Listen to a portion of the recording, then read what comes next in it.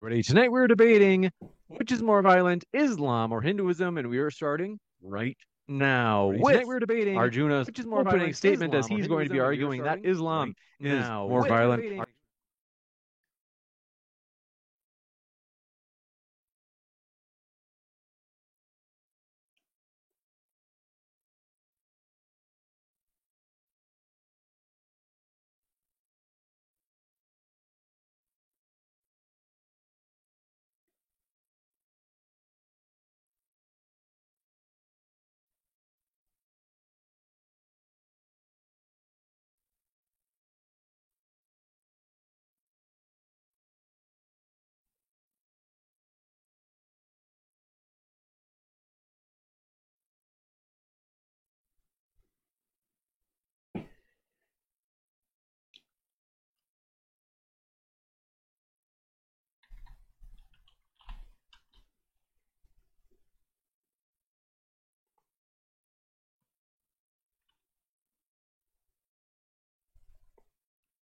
Today is that specific interpretations of Islamic doctrine have been historically and to this day used to justify an immense amount of violence and have motivated countless acts of aggression, conquest, and persecution. I'm debating today not to attack Islam, but to attack ideas that cause and justify violence.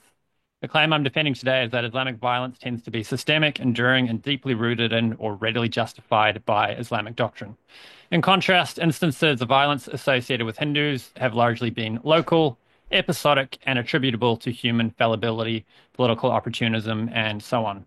Deviations from core Vedic principles, not directly caused or sanctioned by Hindu scripture. For Daniel to even demonstrate that Islam is merely on par with Hinduism regarding violence, let alone less violent, he will face a formidable challenge. First, he must object to the vast majority of historical and current forms of violence carried out in the name of Islam, effectively disowning centuries of Islamic conquest, the actions of numerous historical figures revered by many Muslims, and the explicit claims of many contemporary militant groups. Second, he must conclusively show that these disowned instances of violence were not genuinely motivated or justified by Islamic doctrine. I'd be delighted if Daniel would do this and show Islam to be a religion of peace. I'd love nothing more than for there to be more voices in the world presenting sensible ideas of God. But I anticipate Daniel isn't likely to take this path because not only does he have his personal convictions, but as a professional Islamic apologist, he has an audience to consider, an audience who will not tolerate him presenting a moderate view of Islam. We've witnessed how critics who dare to speak out against extremist interpretations or oppressive practices within Muslim contexts can face severe life-altering consequences. Think of individuals who, after courageously calling out religiously justified extremism, faced severe threats, were forced into silence, and were fearing for their lives. This climate of intimidation makes honest critical reform exceedingly difficult and perilous, adding to the risk it creates as it removes checks and balances. Contrast this with the general ethos within Hinduism. Hinduism is not a monolith, it's a vast ecosystem of spiritual traditions with a rich, complex history spanning millennia, far more ancient and varied than Islam. The term Hinduism is problematic as it has no historical equivalent and groups together extremely diverse collection of beliefs and practices. For this debate, I will take Hinduism to mean Astika. The term Astika means those traditions that accept the foundational authority of the Vedas. This shifts the debate away from what passes as Hinduism to what do the Vedas actually teach. Well, like any ancient tradition, it has complexities and, yes, instances where individuals or groups have acted violently. The foundational doctrines emphasize concepts like ahimsa as the highest dharma. Ahimsa is not naive pacifism. In the Vedic tradition, to stand up and do nothing while the innocent are attacked is itself considered a form of violence. Inaction can cause more harm than decisive, just intervention when violence has occurred in a Hindu context. It can often be traced to human failings, political conflicts, societal issues, or decline, and understanding and practice of true dharma, what the tradition itself terms adharma. These are viewed as deviations from the core teachings rather than actions directly commanded by widely accepted scripture mandating conquest or persecution in God's name. The Bhagavad Gita, a universally revered text, speaks of Krishna appearing whenever there is a decline in dharma and a rise in adharma to restore righteousness. This itself acknowledges that religious traditions can degrade, and such degradations are not representative of their core truth. Islam arose in a specific, turbulent historical context, a culture of warring tribes in 7th century Arabia. It united these tribes and embarked on an extraordinary path of rapid territorial expansion. It's not unreasonable to observe that its developing doctrine naturally incorporated elements that justified conquest, warfare, and subjugation, as these views were undeniably beneficial to a rapidly expanding state and empire. Doctrines like apostasy laws, jihad as territorial expansion, or dhimmitude for non-Muslims, a kind of institutionalized second-class status, are precisely the kind of dogmas a state seeking control and self-interest would find advantageous to integrate. While one might believe there are divinely inspired elements within Islam, it seems undeniable that a massive current of human ambition, political expediency, and strategic calculations are baked into the doctrine. Separating these harmful elements from elements that elevate people in God consciousness is what I'd like to see sincere Muslims work on, and how today's discussion can be beneficial. Let's move on to some examples of Islamic violence. A stark difference in scale and degree of violence between the Islamic world and the Hindu world exists in the kitchen. The halal meat market is estimated at the hundreds of billions of dollars annually, involving killing hundreds of millions of animals. This large-scale violence is primarily for the satisfaction of the tongue, as milk and vegetables are sufficient for nutrition and require no killing. This form of violence is shunned in Hinduism but encouraged in Islam. Muslims in the last 30 days alone have likely killed more cows than adherents to core Vedic principles ever have. While some Hindus do eat meat, this practice is not sanctioned by core Vedic teachings and represents a deviation, not adherence. Meat eating alone is enough to settle this debate, but there's more. Let's consider a couple of examples from the Hadiths. If Daniel is to argue that Islam is inherently peaceful or less violent than Hinduism, he must cogently explain or indeed reject teachings such as these. Sahih al-Bukhari 6924, which states, I've been ordered by Allah to fight against the people until they testify that none has the right to be worshipped but Allah, and that Muhammad is Allah's messenger. How is this not interpretable as a clear mandate for religious conquest and subjugation?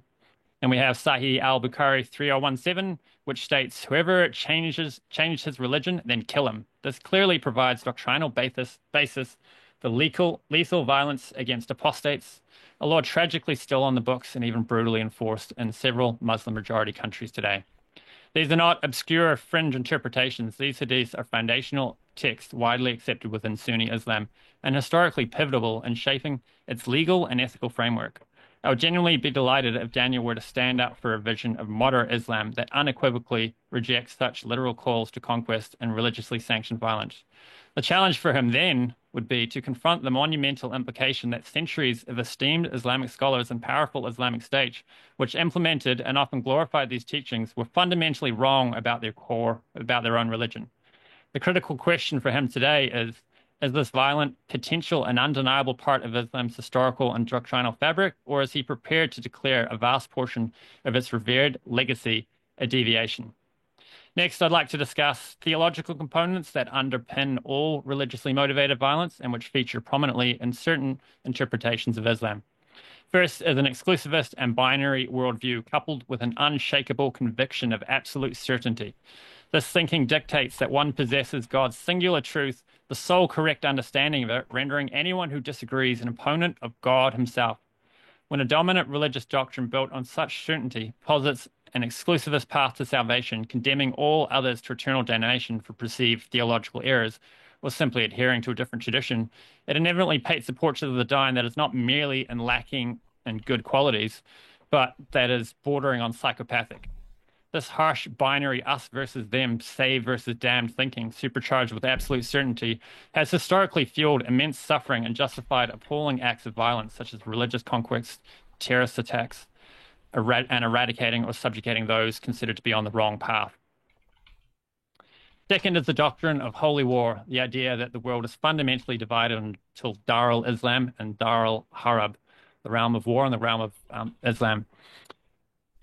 This leads to continuous obligation on believers to expand the former and combat the latter, not metaphorically, but often literally. The hadith on being ordered to fight people until they submit aligns with this. This belief system can sanctify conquest, transforming military campaigns and acts of violence into sacred duties. Third is the potent belief in apocalyptic urgency, the conviction that the end is nigh, This has repeatedly fueled religious violence, both in historical wars, where some fought for prophesied new order, and in modern terrorism aiming to trigger a divine cataclysm. For adherents, violence becomes cosmically significant, a way to fulfill prophecy or participate in a final drama. This conviction breeds desperate urgency, justifying extreme actions as vital in what they perceive as humanity's last moments or a crucial divine turning point. These three beliefs, absolute binary thinking, the imperative of holy war, and apocalyptic urgency, when combined, form a potent ideological backbone for much religiously motivated violence associated with extremist Islam. When Christianity had violent periods, it displayed these three theological elements too. A fourth element is the fusion of religious and state power. This unity means theological disputes cannot remain peaceful schisms. Control of the state becomes essential to assert theological dominance. The devastating Sunni-Shia civil war, for instance, was not a mere doctrinal parting of ways because Islamic theology and politics were so deeply intertwined. Theological supremacy required governmental control, inevitably leading to war. The violent repercussions of this fusion and the specific sectarian conflicts tragically persist today. Now let's turn to specific historical examples. These early Islamic conquests from the Rashidun Caliphate onwards were explicitly framed as opening lands for Islam. Armies marched under Islamic banners from the Middle East across North Africa into Spain and eastwards towards Persia and India. The destruction of indigenous peoples' religious sites, like Mahmud Ghazna's invasion of India, where he prided himself on smashing idols and desecrating temples, was not incidental but a celebrated part of these campaigns, often presented as a religious duty to eradicate polytheism. This pattern continued for centuries. The Ottoman Empire's expansion into Europe, its system of the boy level, the jizya tax on non-Muslims, and instances of forced conversions were not random acts, but part of a systemic, religiously justified imperial policy.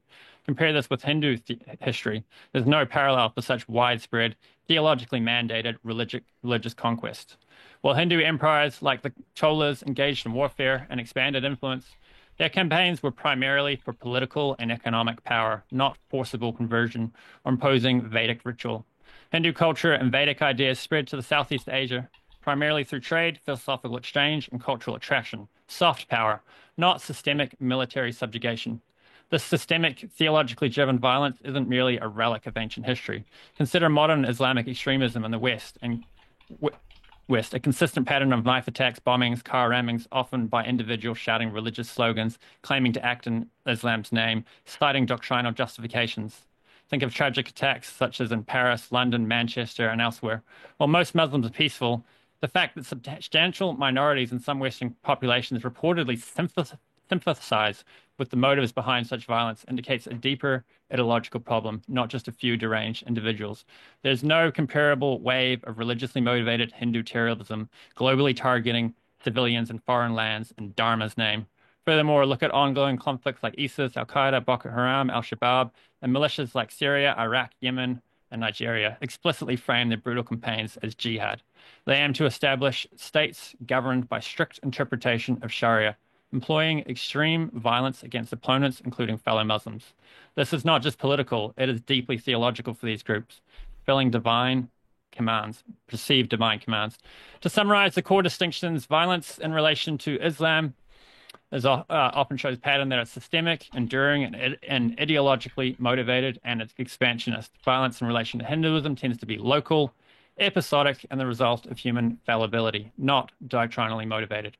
My opponent, Daniel, if he wishes to contend Islam is less violent than Hinduism, must not only condemn groups like ISIS and Al-Qaeda, but also grapple with early caliphate conquests, apostasy and blasphemy laws, and the hadith I've mentioned. He needs to explain how these are not legitimate expressions of Islamic doctrine, and why, if distortions, so many Muslims historically and today embrace them as authentic. He must also account for why Hinduism never produced a comparable global apparatus for religiously mandated conquest.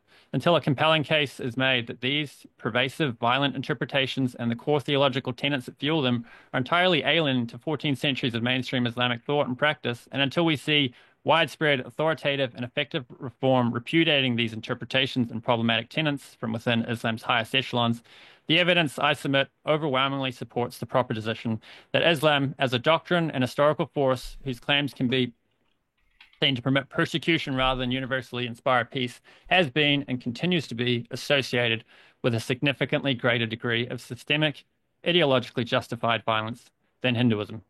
Thank you. Thank you very much for that opening statement from Arjuna, who, as I had mentioned earlier, is arguing, of course, that Islam is more dangerous. Want to remind you folks, if it's your first time here at Modern Day Debate, I'm your host, Dr. James Coons. We are a fully neutral platform hosting debates on science, religion, and politics. We hope you feel welcome, no matter what walk of life you're from, Christian, Muslim, atheist, Hindu, you name it. Hit that subscribe button as we have many more debates coming up. In fact, possibly one in Las Vegas in person this July with a provocative speaker named Daniel. He doesn't even know it yet, but it's going to be a tremendous debate. But anyway, we're going to kick it over to Daniel now for his opening, as he's arguing that Hinduism is the more violent or dangerous religion. Thank you very much. Daniel, the floor is all yours for your opening statement. Can I just share my screen, James? Yeah, ready for you. So Las Vegas, wow, that's exciting. Tremendous city, a big, beautiful city. Okay, let's see. Can you see my Yes, presentation? crystal clear. Okay, I just give me 1 second to bring up my notes. You got it. In the meantime, folks, don't forget to hit that like button. We do appreciate your support, and we'll have Q&A at the end. So if you happen to have questions, you can submit them by either tagging me in the live chat with @ModernDayDebate. Otherwise, you can do a super chat, as those questions will be read first in the order that they come in. With that, we'll kick it over to Daniel. Okay, starting now. Bismillah, alhamdulillah, wa salatu wa salam ala rasulillah. As war has broken out between Pakistan and India, many are asking, which is more violent, Islam or Hinduism? The main criticism that modern Hindus have against Islam is that Islam uses unacceptable violence because it endorses conquest and the forceful imposition of religious beliefs, whereas Hinduism rejects these things. As a Muslim, I readily accept that Islam endorses conquest and the use of force to impose beliefs and norms.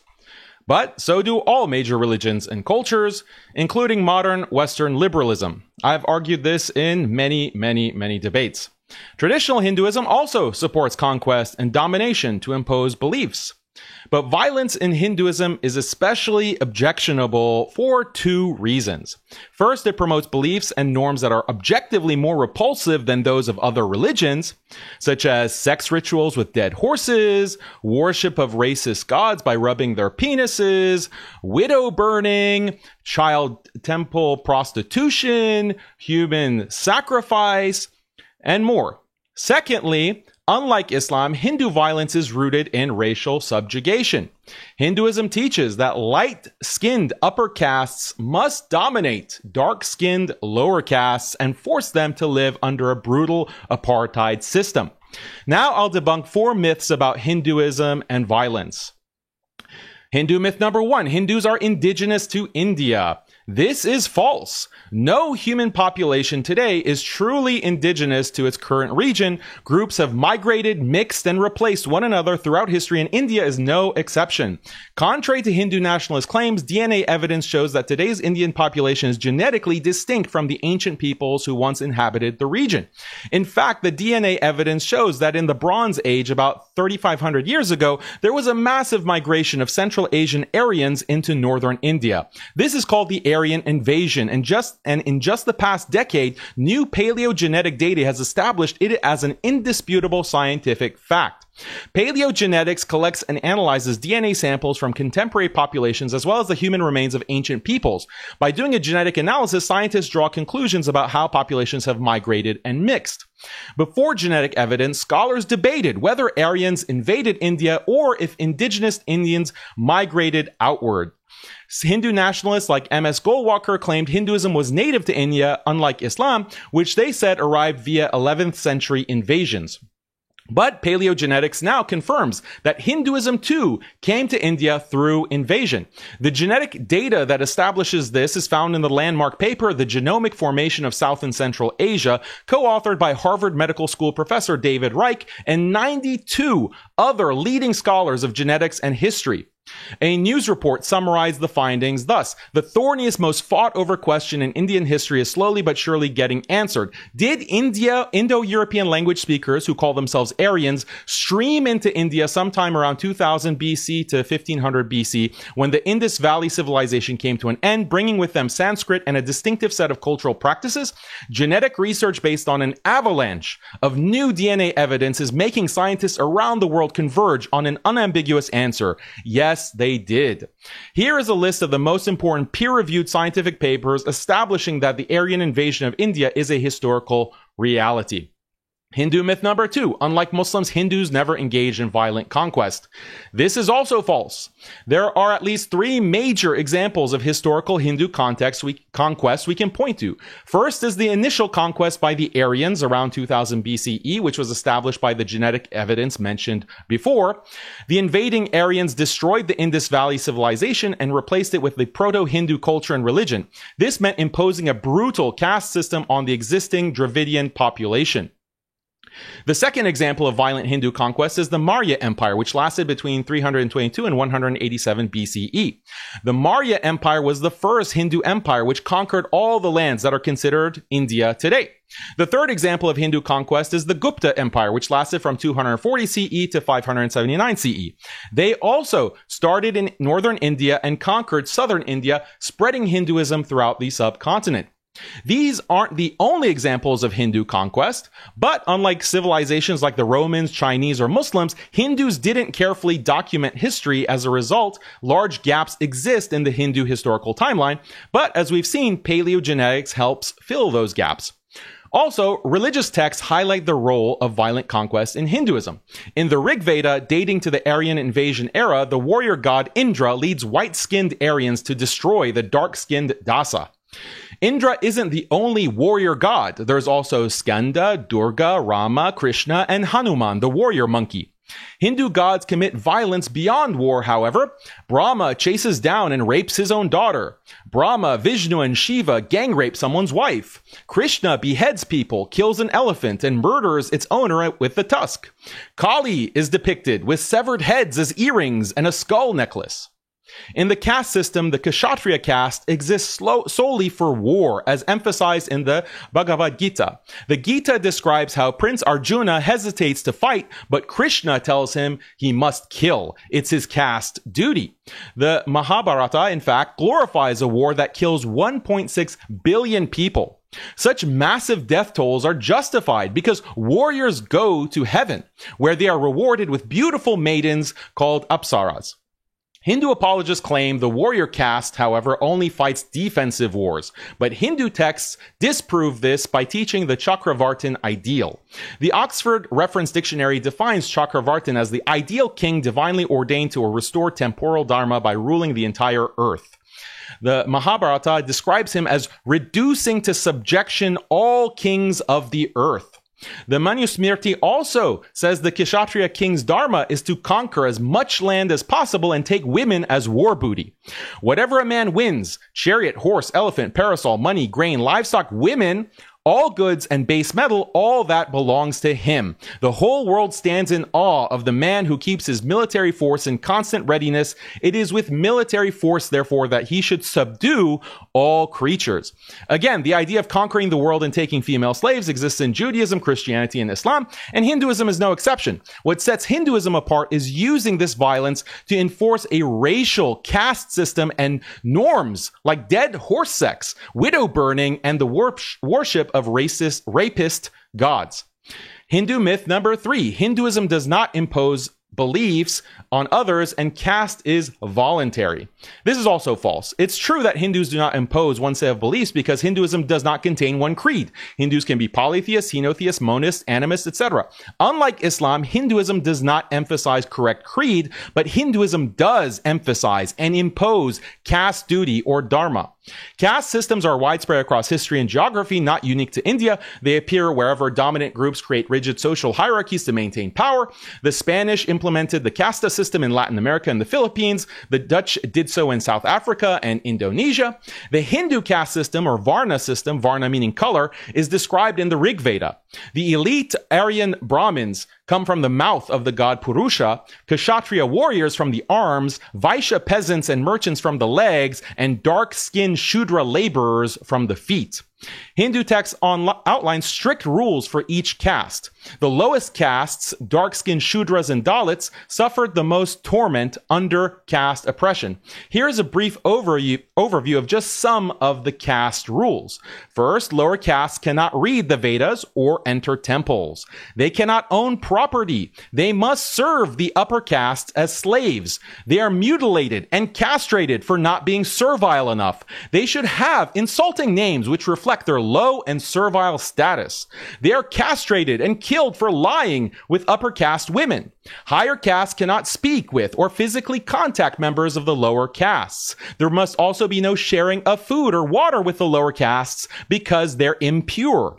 Hinduism permits human sacrifice, and the sacrifices are disproportionately drawn from the lower castes. This is why India is the human sacrifice capital of the world. Devadasi, or child temple prostitution, typically involves lower caste girls. Lower castes who do not comply with the caste rules go straight to hell. The Hindu king must keep lower castes in their place, enforce slave labor, and punish caste rule violations with severe penalties or execution. This is how Hinduism enforces caste, with brutal consequences for disobedience. Hindu apologists respond to all this by claiming there is no caste or that it's voluntary. Genetic evidence debunks these lies. Harvard geneticist David Reich notes, rather than an invention of colonialism, long-term endogamy as embodied in India today in the institution of caste has been overwhelmingly important for millennia. The simplest way to explain the genetic data is to imagine a water bottle. If I add blue and yellow food coloring and shake it, the colors mix. This is what happens when two groups interbreed. Over generations, their DNA blends, and genetic analysis reveals genetic homogenization. Now imagine if I shake the water bottle and the blue and yellow colors never mix. The only way that could happen is if I had some mechanism to forcefully prevent the colors from mixing. That's what happens with the caste system. When we look at the genetic profile of current-day Indians, there is no homogenization, even among groups that live in the exact same village. This can only be explained by a strict caste system imposed on Indians by force for millennia. In short, the genetic data is the trump card that demolishes all the cheap Hindu apologetics. The indisputable fact is that Hinduism came to India through an Aryan invasion. The Aryans believed they were a superior race entitled to dominate dark-skinned natives. Hindu myth number 4, the primary way to spread religion is conversion, and that's why Islam is evil and Hinduism is not, since Hinduism does not seek conversion. This is also false. As a matter of historical fact, the primary way religions and cultures have spread is not through conversion, but through genocide and caste. As we've seen, paleogenetics proves that human history is a never-ending story of groups competing with each other for scarce resources, resulting in war and conquest. Every extant culture and religion has engaged in violent conquest, but the conquerors have to choose what to do with the conquered population, either genocide, caste system, or conversion. Genocide and imposing a caste system are the two most common in history. They're also the most violent, and this is what Hinduism chooses. You and your descendants will either be eliminated or you'll forever be part of a dominated slave caste. This is how Hinduism spread throughout India after the Aryan invasion and thereafter. Islam, by contrast, chooses religious conversion, which is less violent because it allows the conquered population to eventually integrate with the dominant population by converting rather than remain a subjugated caste for eternity. Ironically, Hindu apologists criticize Islam for spreading through violence and what they call love jihad, but Hinduism spreads in a far more violent way. This is because the caste system eventually eliminates the indigenous population. The caste system allows men in higher castes to reproduce with lower caste women without any resulting children being attributed to the higher caste with any resulting children being attributed to the higher caste and being taught the caste rules. Meanwhile, lower caste men are left without mating options, so their genetic line is eliminated. Generation after generation, the indigenous population that constitutes the lower castes are eliminated because the men could not reproduce and the women produce children for their upper caste masters. This is the Hindu love jihad, if we can call it that, and it's how Hinduism spread throughout India. It was not through conversion, it was through caste selective breeding. Many Hindu religious texts speak to this. The Gautama Sutra says that if a low caste member has intercourse with an Aryan woman, his punishment is castration and then execution.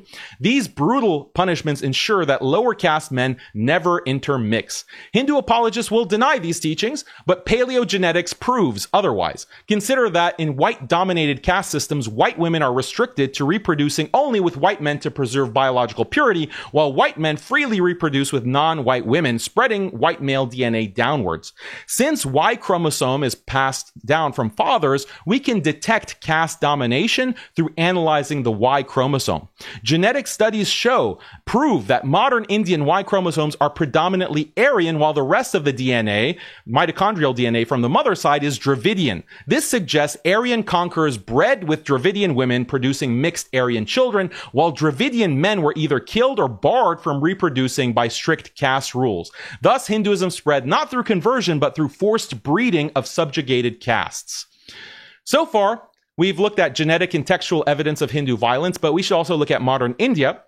The current Prime Minister of India, Narendra Modi, is nicknamed the Butcher of Gujarat because he was implicated by human rights groups in a massacre of 2,000 Muslim minorities. Last year, Hindutva leader threatened to slaughter 200,000 Muslims because of a cow. Even the great-grandson of Gandhi publicly has threatened to cut the throats of Muslims. There are crazy extremists in every religion, but in Hinduism, the crazy extremists are India's highest political authorities. In addition to unhinged calls for violence, other Hindu politicians make the most racist statements against lower castes, such as the untouchable Dalit caste, who are referred to as street dogs. At the same time, the upper Brahmin castes are so superior, they're literally considered gods. In 2016, Amnesty International reported that in 1 year alone, there were 40,000 crimes against lower castes in India. Human Rights Watch reported 100,000 instances of rape, murder, and arson against Dalits, and said the real number is probably much higher. In conclusion, Hinduism came to India through the Aryan invasion and then spread throughout India due to a brutal caste system that eventually biologically eliminated the indigenous population. Islamic invasions, by contrast, imposed religious belief and gave indigenous populations the right to convert to Islam. This, in and of itself, makes Islam superior to Hinduism. But even if we put the racial subjugation aspect to the side, Islamic beliefs and norms are still objectively superior to Hinduism because Hinduism teaches sex rituals with dead horses, worshipping rapist gods by rubbing their penises, widow burning, child temporal prostitution, and human sacrifice, whereas Islam teaches worshipping one transcendent, all-powerful, merciful God whilst establishing his justice on the earth for the benefit of all mankind. Thank you very much for that opening. Folks, want to let you know we are going to go into 7-minute rebuttals. Also want to let you know we will have that Q&A as mentioned. So at the end, we'll read your questions that you put in the chat. If you tag me with @ModernDayDebate, or if you put in a super chat, those will be read first. And if you haven't yet, hit that like button. Once we get to 50 likes, Jeff in chat said he would send everyone a special surprise in their email inbox once we get to 50 likes. I think you'll be very pleasantly surprised. With that, we'll go into the 7-minute rebuttals. Arjuna, the floor is all yours. Make sure I'm unmuted. Okay, so, I'll start a timer too. So, as expected, there is a bunch of quote mining and some clutching for straws at ancient history, which is not well documented. So, Aryan invasion theory has been acknowledged by scholars to have been created as a form of subjugation to create tension among the Hindu community when the British colonized. And the scholarly consensus today is that it's not supported. Yeah, sure, there's genetic evidence that peoples have moved around, but there's no evidence of a great battle and people being destroyed. And yeah, just using a bit of genetic evidence is not going to say there was a huge conquest. The Vedas have a lot of metaphor. The Shiva Lingam, it's a round stone, and yeah, sure, it's metaphorically thought of as Shiva's penis, but he's taking things a bit too literally to make that argument there. Metaphor is a way, many religions will focus on things to meditate and understand things metaphorically for a greater understanding and meditative purification of consciousness. The sati burning is like what he needs to do to show that Hinduism is violent is show that the Vedas actually teach this. So Islam doesn't actually have a variety of teachings with different ideals for lower and higher, what people are ready for as teachings. Whereas we have a concept that, all world religions, but at least a large portion of them, were started by God because the people at that time and place were only ready for so much. And we, as a Gaudiya Vaishnava, I believe the highest revelation was given in the Gaudiya Vaishnava Siddhanta. But within all Hindus within the Vedic context acknowledge a hierarchy of texts being revealed, and some things are given as ideal. This is what's held up. And in no case will you find an example of something that the Vedic texts themselves say this is the highest ideal, where he can make these arguments he's levying against it. Yeah, sure. Arjuna fought the battle against the Kauravas, but he wasn't. It wasn't the battle was pretty terrible, but that war was fought for dharmic purposes because there's a whole backstory there of all the horrible things the Kauravas were doing. And of course, if you take any war out of context, you can make either side look bad. You put it in context, and then you understand the actions of Arjuna on the battlefield and why Krishna was saying this war has to be fought. It's not because he's a Kshatriya and it's his duty. It's because as a Kshatriya, as a person who's capable of fighting, he has a duty to protect those who can't protect themselves, to fight and ward off those that are creating evil in the world and are stronger than, and he's strong enough to fight them off. So that's why it's his duty. The caste system, if he'd actually studied Hinduism with the view of trying to understand it, he'd be well aware that there's huge portions that have very robust arguments based on Hindu scripture that the caste system is supposed to be. It's not based on birth, it's based on nature. And it's something like a Myers-Briggs. It's a way of structuring society so that people are in careers that suit them, they're doing duties at work, because in current society, we have governments lying and cheating, we have businessmen destroying the planet.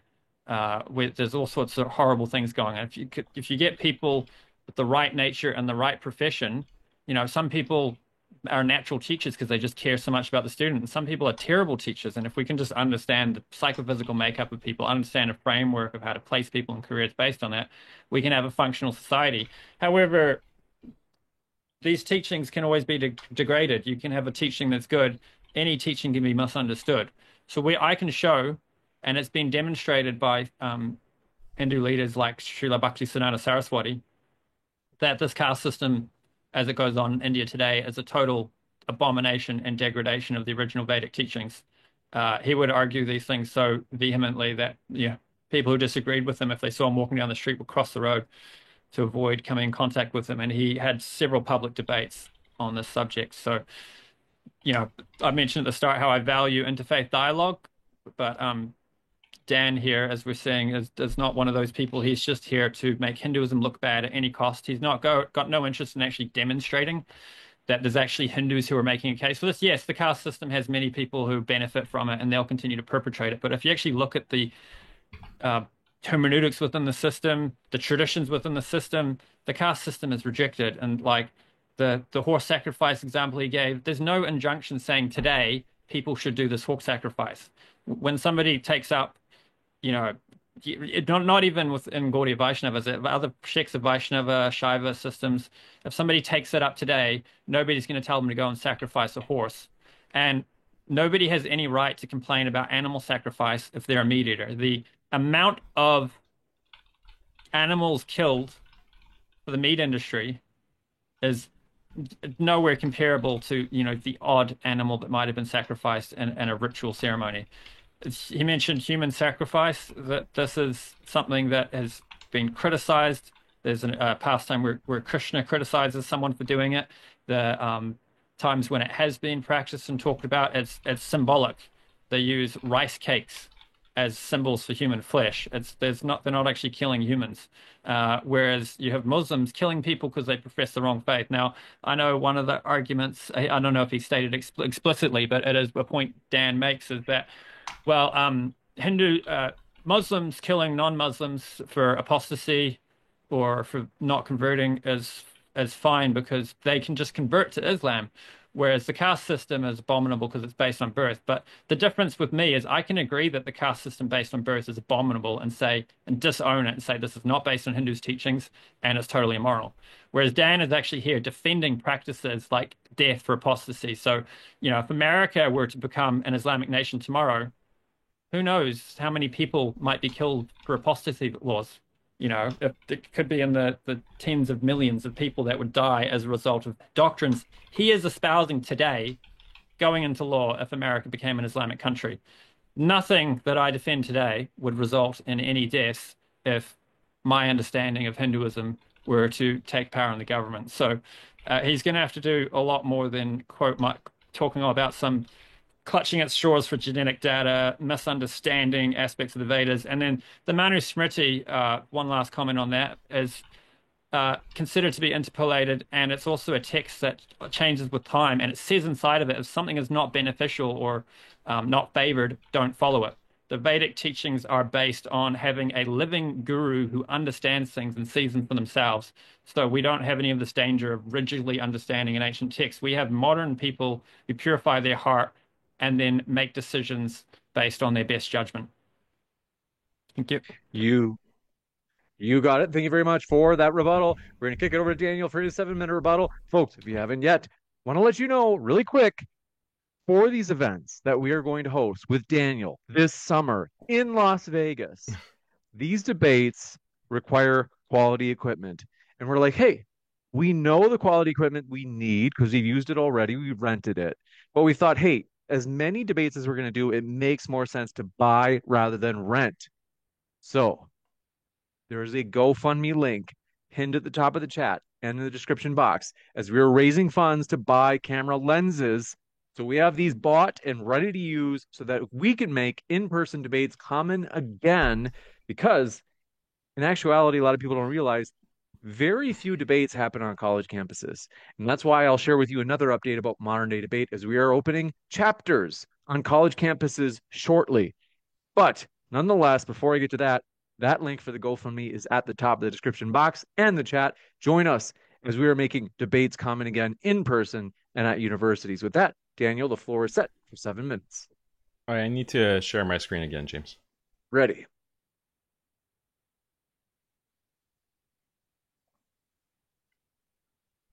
Okay. So in my response, Arjuna is just hand-waving genetic evidence. He's saying it's flimsy. No, I cited the scholarly consensus. Can he cite me a scholar or a authority who says that all of this genetic evidence and the consensus of scholars like David Reich at Harvard University and others is actually bunk, is actually not the case? I'm citing Harvard Medical School. I'm citing Oxford University Press. I'm citing all these major journals. You saw the citations earlier. And Arjuna is not prepared to handle this, so he just hand waves it and says that it's not actual serious research. No, there's entire books that are written about the Aryan invasion, that are written about the caste system, the reality of the caste system for millennia. This is not, this is the current day consensus. And as I mentioned, it's new. So maybe Arjuna is just not aware because it's only been 10 years. Prior to 10 years, yeah, there was a debate on whether there was an Aryan invasion or not, but that question was settled definitively because of paleogenetics. And that's the data that I have shown you or I've referred to, and I've given you all the citations that you can go study and read for yourself. I've also quoted you the words of these scholars. Here is this other slide that I showed you. Here's the peer-reviewed, just 4 of the top papers. There are many, there are dozens of papers, and there are a lot of books as well. Now, Arjuna says that, oh, this was peaceful migration. If it was peaceful, then did the Dravidian men, the indigenous men who are in the subcontinent with the Indus Valley civilization, did they voluntarily let these Aryan foreigners take all their women and have sex with them and have children with them and wipe out the Dravidian male line, the Dravidian Y chromosome? Did the Dravidian men voluntarily do this? No. It was by force. It was through genocide and caste selective breeding. And this is, again, the scholarly consensus. This is not, I'm saying it in a polemical way for the purpose of this debate, but that is actually the objective fact that has been established scientifically. He references to Ashvamedha, the dead horse sacrifice ritual that involves sex with a dead horse. And he explains this as saying, oh, this is not for today. This is only for the past. How does that make it any better? This is in the Vedas. So Arjuna said that, oh, I only accept the Vedas. Only the Vedas represent Hinduism. Well, the Vedas are talking about horse sacrifice. You not only sacrifice the horse. He said, oh, well, if you disagree with sacrificing horses, how can you eat meat? Well, yeah, I eat a hamburger. I don't have sex with it. I don't have sex, or I don't have, again, like we can go and read what the Ashvamedha is about. It's about putting the genitals of a dead horse into the genitals of a human queen, a human woman. This is what the Ashvamedha says. How can you believe that this is from a holy source? This is the Vedas of Hinduism. And all that Arjuna can say to explain this is that, oh, that was for the past. So Arjuna says, just follow higher ideals. Where in Hinduism does it say you follow higher ideals rather than the Manusmriti, rather than the actual Hindu text? I want to see a citation. I know that there are plenty of neo-Hindus in promoting neo-Hinduism and saying that, oh, well, all of these rituals, human sacrifice, sati, caste system, this is all irrelevant because this is not actually our religion. Yeah, you're following neo-Hinduism. This is something that you've just created as a response to modernity, as a response to pressure from British colonialism and from Western liberalization. Every religion can say this. I can also take the same kind of idiotic lines and everything that Arjuna presented, I say, oh, this is, I don't believe that the Quran should be read literally. I don't believe that Hadith should be read literally. I'm going to throw every historical example of the Prophet Muhammad, peace be upon him, and his companions conducting war. I'm just going to throw that under the bus. Any Muslim can play that game too, but that makes for like a very stupid debate because I'm not representing Islam. In that case, I'm just representing a libtard understanding of Islam. And what Arjuna is presenting, sorry to say, this is a libtard understanding of Hinduism. It's neo-Hinduism.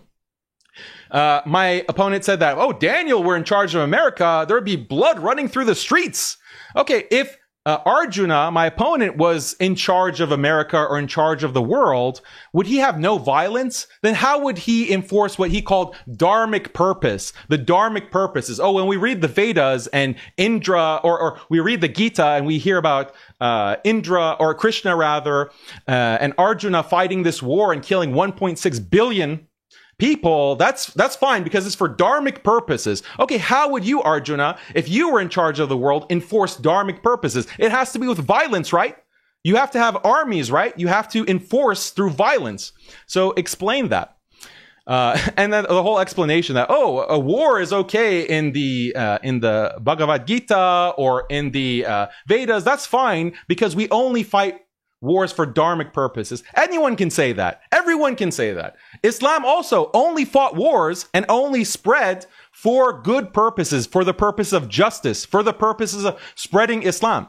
Islam invaded the subcontinent precisely to end the disgusting polytheism, worshiping rapist gods, worshiping these evil demon gods, sati, caste system. Islam invaded, and it was a good thing that Islam invaded to end these terrible, disgusting practices like having sex with dead horses. So I agree. Conquest for good purposes, that is absolutely endorsed in Islam. And I'm glad that Arjuna thinks that it's endorsed in Hinduism to some extent as well, even though he seems to be hypocritical about that. He talks about meat eating. Guess what? India is the world's largest exporter of beef. Okay, the only Hindu country, majority Hindu, ruled by the Hindutva BJP, they're the biggest exporter of beef. Animal cruelty is an epidemic in India. Many news articles on this, killing cats, killing dogs. The rates are quite astonishing. Humans losing humanity, rising instances of animal cruelty in India, land where they are worshipped, says the Indian Express. Killing pregnant elephants, beating tigers to death. What else? Murdering dogs, dog serial killers. This is all found in the animal-loving Indian subcontinents.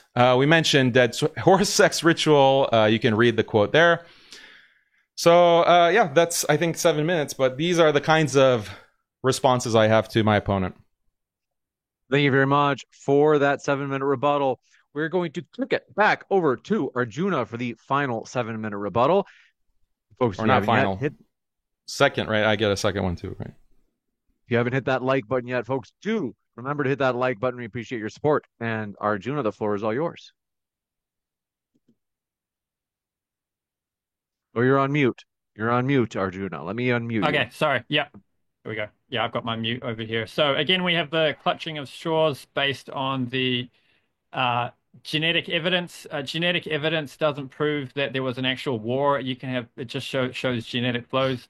The Dravidian thing, I'm not super clued up on this, but I've never claimed that through all of Indian history, the highest ideal of Vedic teachings have been followed. Like Krishna came 5,000 years ago and said, "I'm coming now because religious principles have declined, and I'm here to revive them." There was a revival. There was a period where things were followed nicely again, and now India is once again in a degraded state. Dan gave some examples of India's current degradation, and the difference between me and him is I will point to those examples of immoral, egregious actions going on in India, done by Hindus, wherever I see it, and say, yeah, that stuff's bad, but that's not following the Vedas. The Vedas actually teach something higher. He tried to shrug off this idea of a higher ideal, but it just shows that he doesn't know the first thing about the Vedas, Vedic hermeneutics, or the traditions they have. You study the Vedas by following a tradition. You don't just pick up the book and read it. You have there's lineages that are living, that have teachings. You pick one of them and you understand it according to that lineage. So he'd have to show me a Vedic Sampradaya that supports his understanding of these things. I did a reaction video to a video he did, it was a couple of years ago, on this horse sacrifice case. We tried to find what he was quoting for the Vedas. We couldn't find it. We found one thing that was maybe somewhat related to it, and it was criticized. This horse sacrifice example that he's saying, this is the Hindu thing. You look at what the Hindus are up to. That one case that we could find that was maybe the one Dan was talking about from the Vedas was criticized for not being done right. So it's, yeah, what really matters in terms of which religion is more violent is which one has caused more deaths, more violence, and which one contains beliefs and injunctions which are likely to cause more deaths. He had responded to my point on that and saying, well, if Arjuna came in charge of the government, then what would he do? You know, you have to have some violence. So it's like, yes, you have to have some violence, but the violence needs to be according to the principles of ahimsa, which is you take out an aggressor when they're actively in their state of aggression to protect the innocent, or you dole out punishments to people who are criminals to take them off the streets and prevent those crimes from being committed. He's talking about apostasy laws where you kill somebody because they refuse to believe that God is a cosmic psychopath who will do things like have you killed for believing in the wrong religion or send you to hell for eternity for believing in the wrong religion. That's just something I'm not capable of doing. I personally believe God is an all-loving being who will accept your devotion however you give it, even if you misunderstand it a little bit, even if you're following it according to another tradition.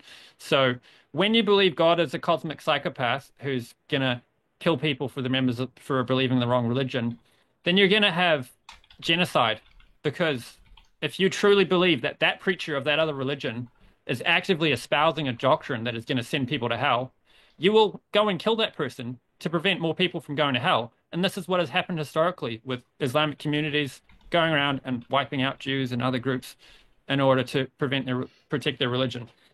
The amount of violence that's gone on. I mean, Dan cannot point to a single contemporary example of violence going on during the period of, like, he's going back to prehistory. We're drawing on genetics in order to say there was violence.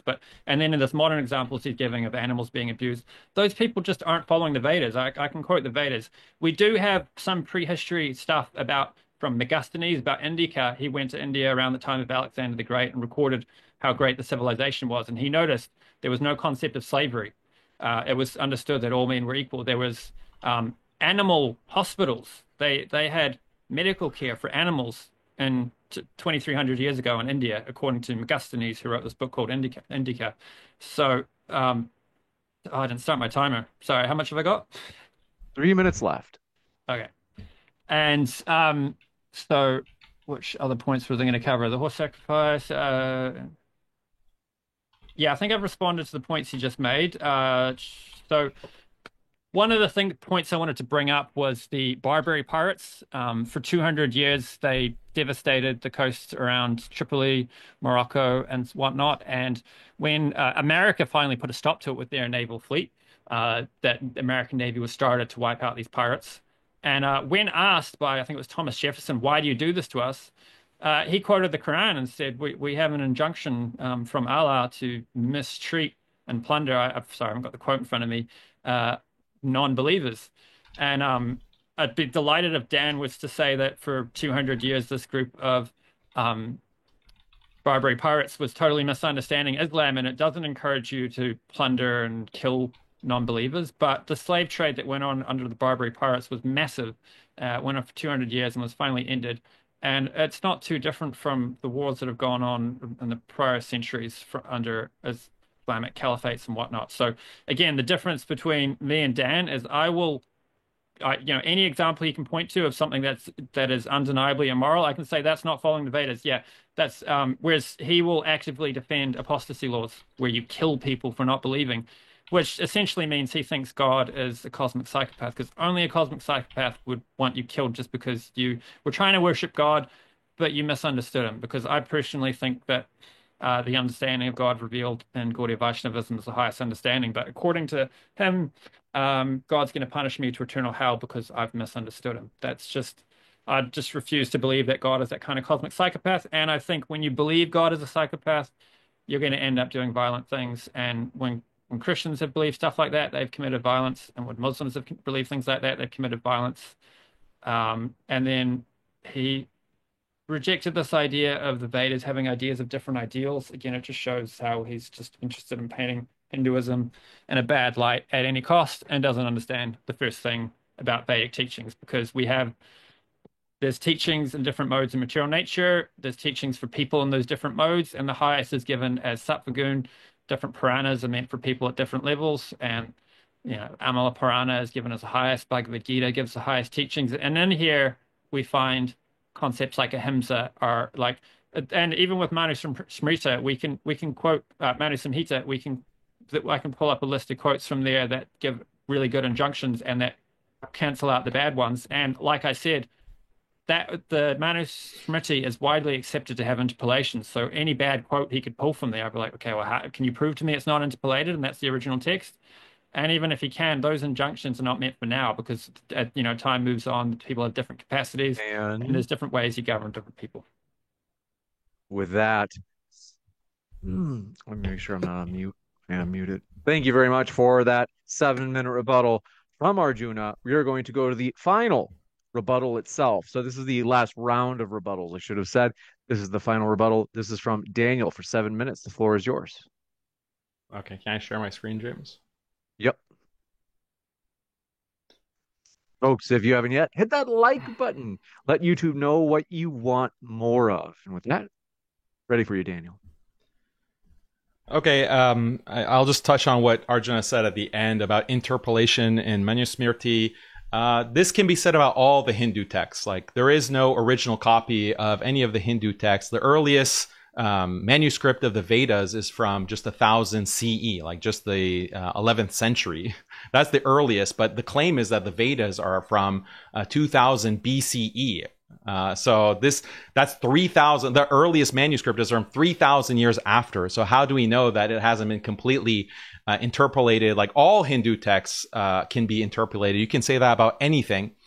Let's go to the Ashwamedha. I think is worth reading in depth. This isn't some like website that I've gotten this from. This is from University of Chicago Press, where you have scholars of Hinduism translating from the original Sanskrit, the Vedas, and other Hindu material. And it describes the Ashwamedha here. When the sacrificial animals have been quieted, the king's wives come up with water for washing the feet, 4 wives and maiden as the 5th, and 400 women attendants.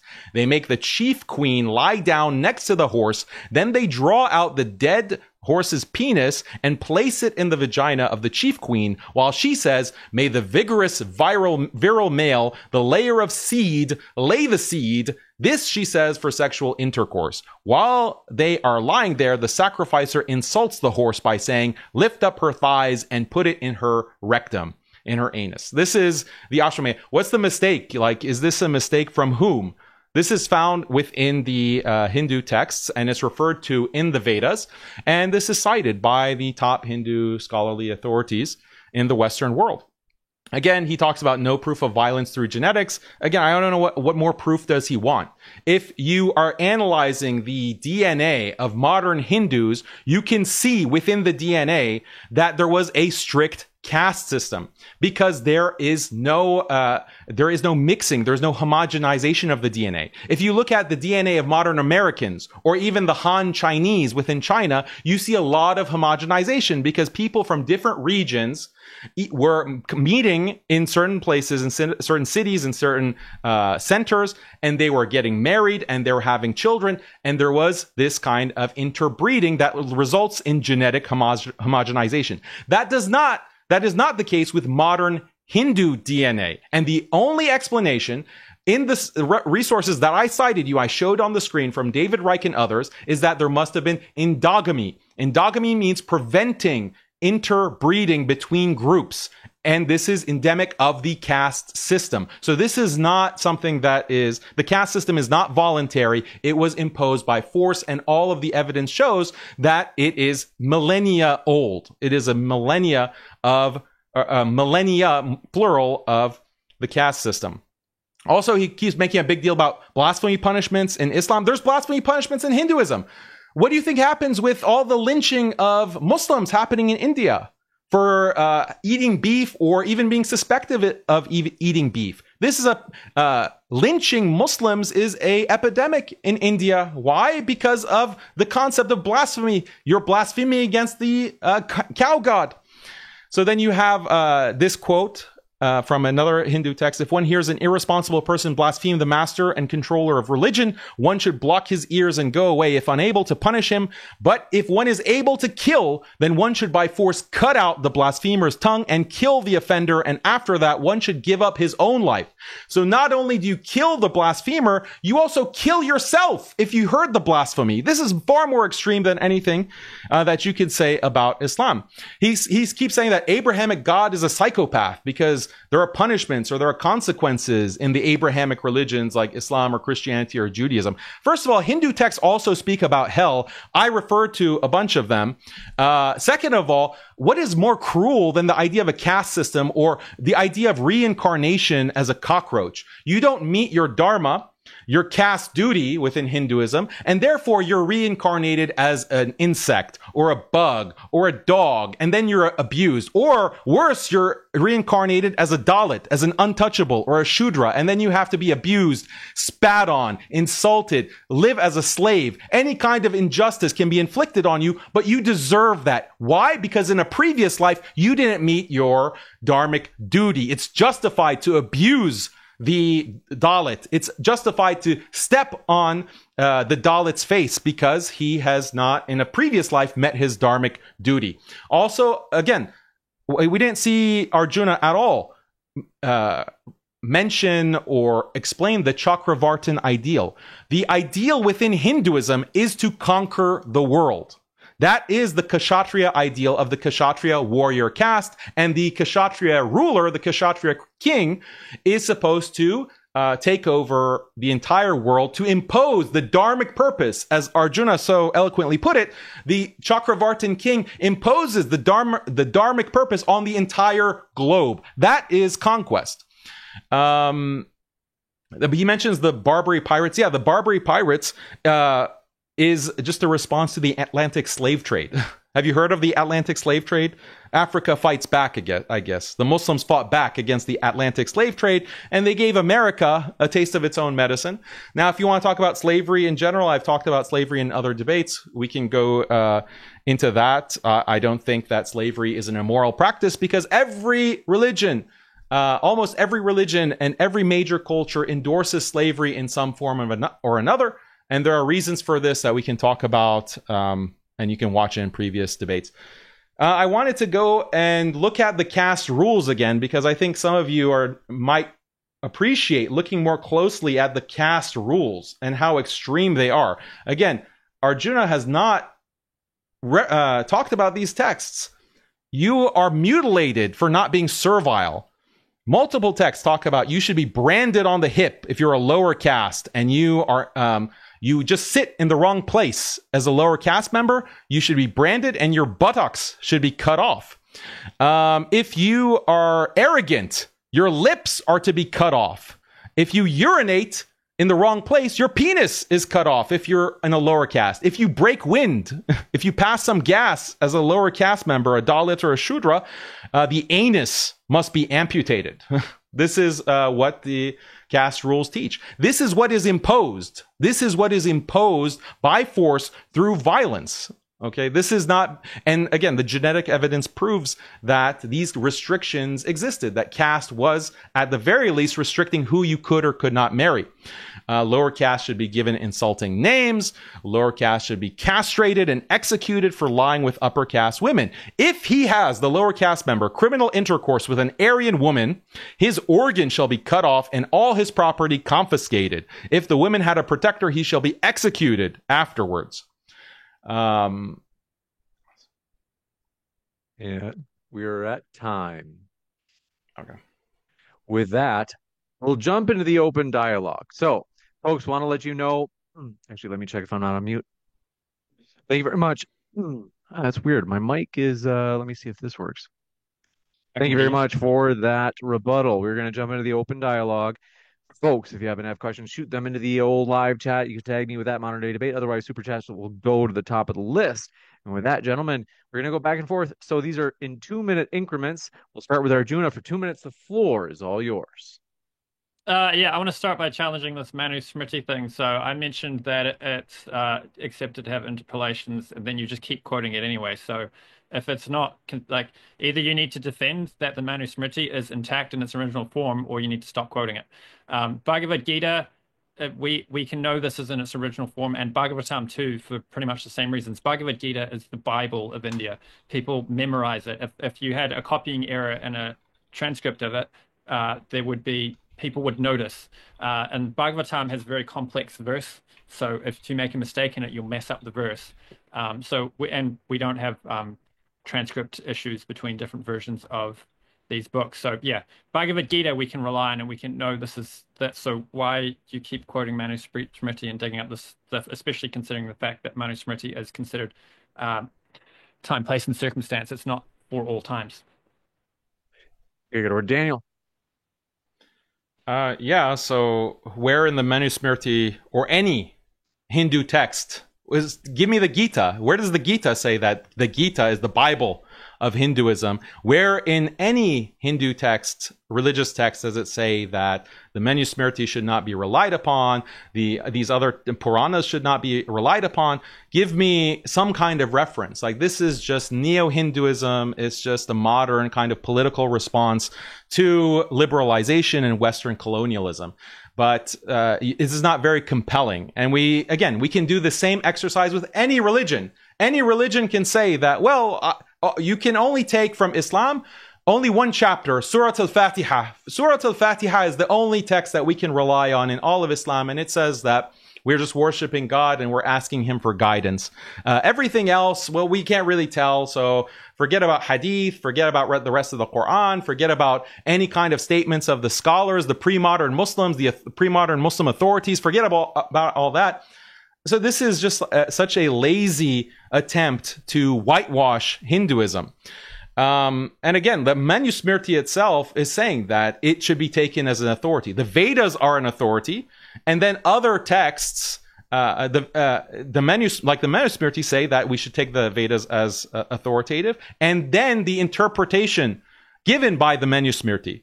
So you're not contradicting this by saying, oh, well, we're in different times. The Manu Smriti was for a different time. The Manu Smriti doesn't say that it's for only that time and place. Where in the Manu Smriti does it say that? And then the third point is that you're claiming that the Manu Smriti has been corrupted. There's been interpolations. You can say that about all Hindu texts. If you say that the Gita is preserved, the Gita is, what about all the Hindus that were practicing Hinduism before the Gita? Are you saying that the Gita is something that Hinduism, that predates Hinduism, or Is that the claim that you're making? Because it comes much later in Hinduism's history. Time. Arjuna? So the Vedas are considered to be eternal knowledge that are revealed at different times and places, and Bhagavad Gita is considered to be spoken by Krishna 5,000 years ago, and so I guess if it was spoken in a different yuga, it might have different iterations, but the teachings themselves are eternal.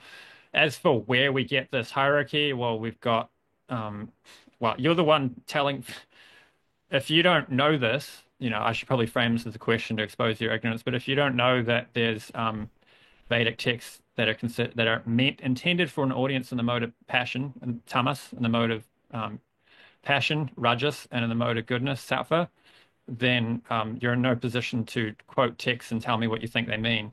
Bhagavad Gita, Krishna says at the end, surrender all varieties of religion and center unto me, which is to say that a lot of the other Vedic teachings are, meant for a certain time and place or meant to get you at a certain level, but the highest thing is actually pure devotion to God.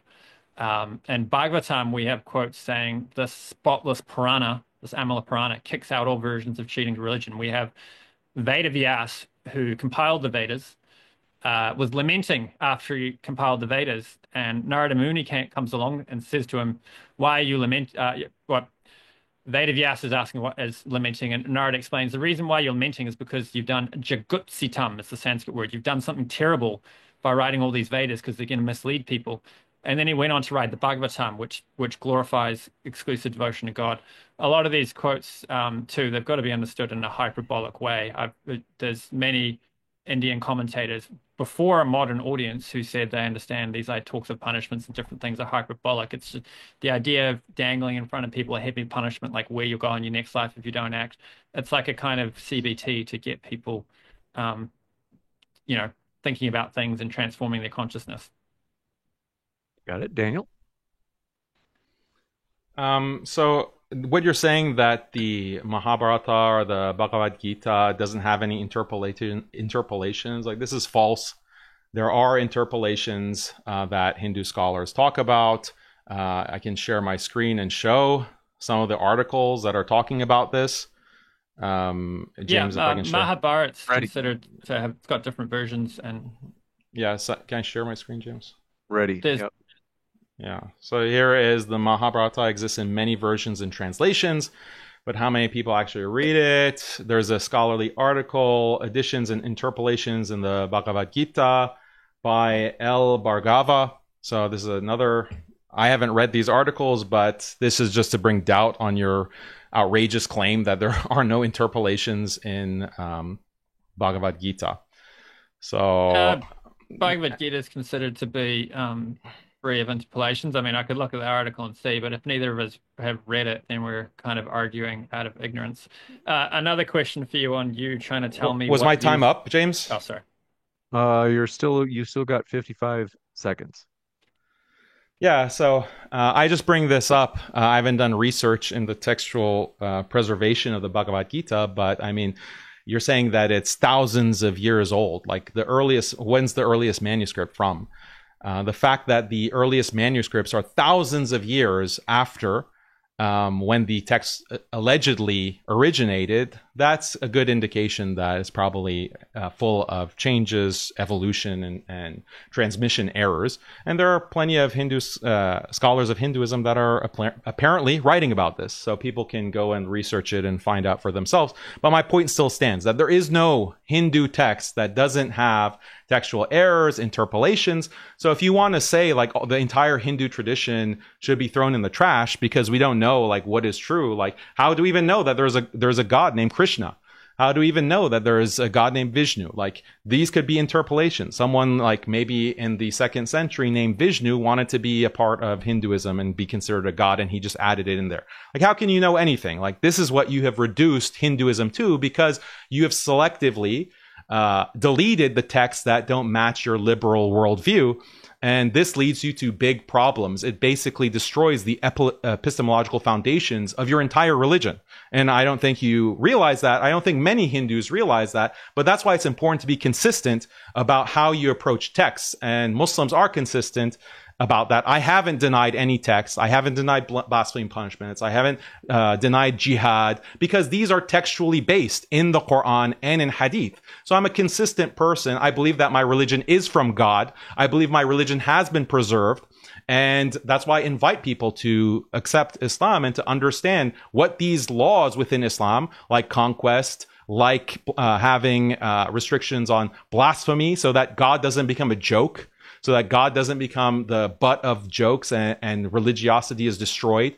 We need to have blasphemy punishments. This is something that I invite all people to consider in accepting Islam. But your approach is epistemologically devastating for Hinduism, because you have undermined the textual basis of the Hindu religion. So the only way that we can know what Hinduism is by what you say. What is Arjuna's understanding of Hinduism? And we just have to take your word for it. This is not very compelling. I came here to debate Hinduism, not to debate your personal understanding of what Hinduism is. So, yeah, I mean, the Bhagavad Gita, even if there is some scholarly debate on different versions of it, there's not much debate on the differences between the different manuscripts will be very minor. I've never heard anyone bring this up before except for you, which is clear evidence that you're not interested in understanding the tradition on its own terms. You just want to make it look bad at any cost. With regard to interpolation, just because the Manusmriti is full of Manusmriti is full of interpolations doesn't mean that all Vedic texts are the same degree of authentic. We can have books that are more authentic and less authentic based on various factors of how they've been preserved over time. And the Manusmriti is not even like considered to be a timeless teaching. It's adjusted over time. Like a modern king will update it with laws that actually make sense for the current time. Your point about consistency, I actually find that one really funny, because when I was looking at your video where you talked about, you complained about Christianity, oh, it's inconsistent. In the Old Testament, it said you should stone people for whatever. And in the New Testament, it's more compassionate. And I didn't get the argument at first. And eventually somebody pointed out to me, he's saying it would be good if it had the stoning laws the whole way through, because then it would be consistent. But consistency of something immoral is not actually a good thing. So if there's something immoral in there, it should be adjusted. But the Vedic idea is there's actually different seasons, and in Kali Yuga, people are more degraded. And when you're dealing with more degraded people, you need different rules. Like if you're running a kindergarten, you have different rules for the kids you're dealing with than if you're dealing with university educated people. So similarly, the laws for society change depending on the caliber of the people. The last point on this is about interpretive tradition. Can you, interpretive tradition of Sampradaya, can you show me a chain of disciplic succession that supports your interpretations of these? Because a lot of people think a lot of that stuff's either hyperbolic, interpolated, or doesn't apply now. Ready for you, Daniel? Yeah, so where is the authority behind your interpretation? I can ask. I showed textual citation. So the burden of proof is on you to show how there is another equally authoritative source that contradicts that. You have just made a bunch of claims without not a single textual citation. Oh, Hinduism is about following higher ideals, and the texts of Hinduism, those only apply to specific times and not later times. Like, you haven't provided a single authority or textual citation to justify any of these claims. Second of all, fine, you want to say that the Bhagavad Gita only has slight interpolations, or could possibly have slight interpolations. That's different from what you initially said, so you had to revise that after I corrected you. But the second point is that even if we say that the Bhagavad Gita has been preserved, and you are taking it as the Bible of Hinduism, the Bhagavad Gita has the caste system. Arjuna is being chastised by Krishna. Why is he not following his caste duty as a Kshatriya to go to war and kill? This is what Krishna is saying to Arjuna, and he's chastising him for not following his dharmic duty. So caste system is endorsed in the Gita. Conquest and war is endorsed in the Gita. So even if you want to reduce all of Hinduism to just one particular text, and only in the way that you interpret that text, it is still endorsing caste system, caste duty, bad consequences for violating caste duty, going to war for conquest, and then the reward of heaven If you die in war, you go to heaven according to the Mahabharata, and you get apsaras, you get these divine maidens to pleasure you in heaven. This is also endorsed in these exact texts that you say are preserved and are the basis of Hinduism. So, Get over Arjuna. So yeah, it's not my understanding. I'm following an interpretive tradition that is called Gaudiya Vaishnavism. There's a whole chain of disciplic succession. It's something like how you get you want your surgeries to be done by someone who's learned from an actual surgeon who's done surgeries themselves. You don't just learn from a book. The books don't exist in a vacuum. So I'm not saying you need to quote a Gaudiya Vaishnava acharya. I'm saying you need to go quote some acharya somewhere in some interpretive tradition to support your claims. Because like the debate here isn't, well, to some extent the debate is what do the Vedas actually teach, but like we don't want to get too bogged down on that. It's about, I can show that Islam is more violent without that. I mean, you yourself here are defending slavery, apostasy laws. The Barbary pirates, I want to hear you say when they told Thomas Jefferson that they were doing all this plunder because the Quran told them to, I want you to tell me that they were misunderstanding the Quran, not following Islam properly. Otherwise, I don't know how you can argue that Islam isn't a violent religion, because what the Barbary pirates did, 200 years of devastating that coastline so that like merchant sailors were saying, I would rather stay home and starve than risk getting captured by these monsters. And then when confronted on it, they quote the Quran and say the Quran is telling us to do this. So you're defending, you're actively defending actual forms of violence. Like you're saying, oh, the Barbary pirates, they were reacting to a slave trade. Like, yeah, well, history is full of all sorts of people doing bad things. What a religion is meant to do is speak truth to power and tell us to pull our socks up and be like, you guys are not acting right. Here's what a higher ideal is. Here's how to be a better person. What Islam has done for a lot of its history is just say what we're doing is right because Allah told us to and because the Prophet did it and it's all good. That's what happens when you mix the church with the state. It just ends up justifying its own bad actions. Daniel, yeah, thoughts? So you're asking me to cite an authority, and I have cited authorities, but you don't accept those authorities because there are people in the past who have wrote down what Hinduism is, and what they've written down has been revered by generations and generations. Countless Hindus have revered these writings, but you're throwing all of that under the bus. So the only kind of authority that I can cite for you is a modern authority from your particular Hindu text. And guess what? There are plenty of reformers and plenty of libtards, essentially, for lack of a better word, who will say that, yeah, Hinduism is all about love and peace.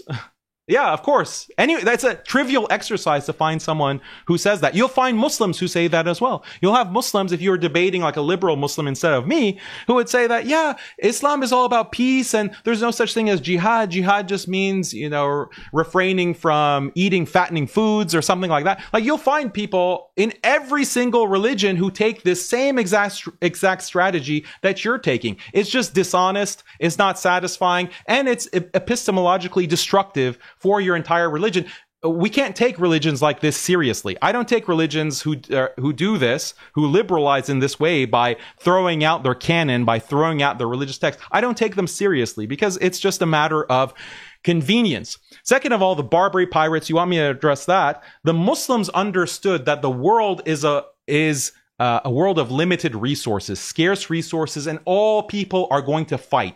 You keep talking about the Barbary pirates teaching Thomas Jefferson. Do you realize that Thomas Jefferson also had slaves? Thomas Jefferson was a slave owner, and he had no objection to slavery. He actually reproduced with some of his slaves, or his sex slaves. So Thomas Jefferson didn't have any moral problem with the Quran because it endorsed slavery. In fact, no one had a moral problem with slavery prior to modern liberalism. And modern liberalism... Arjuna? Are you swayed yet? Has Daniel won you over?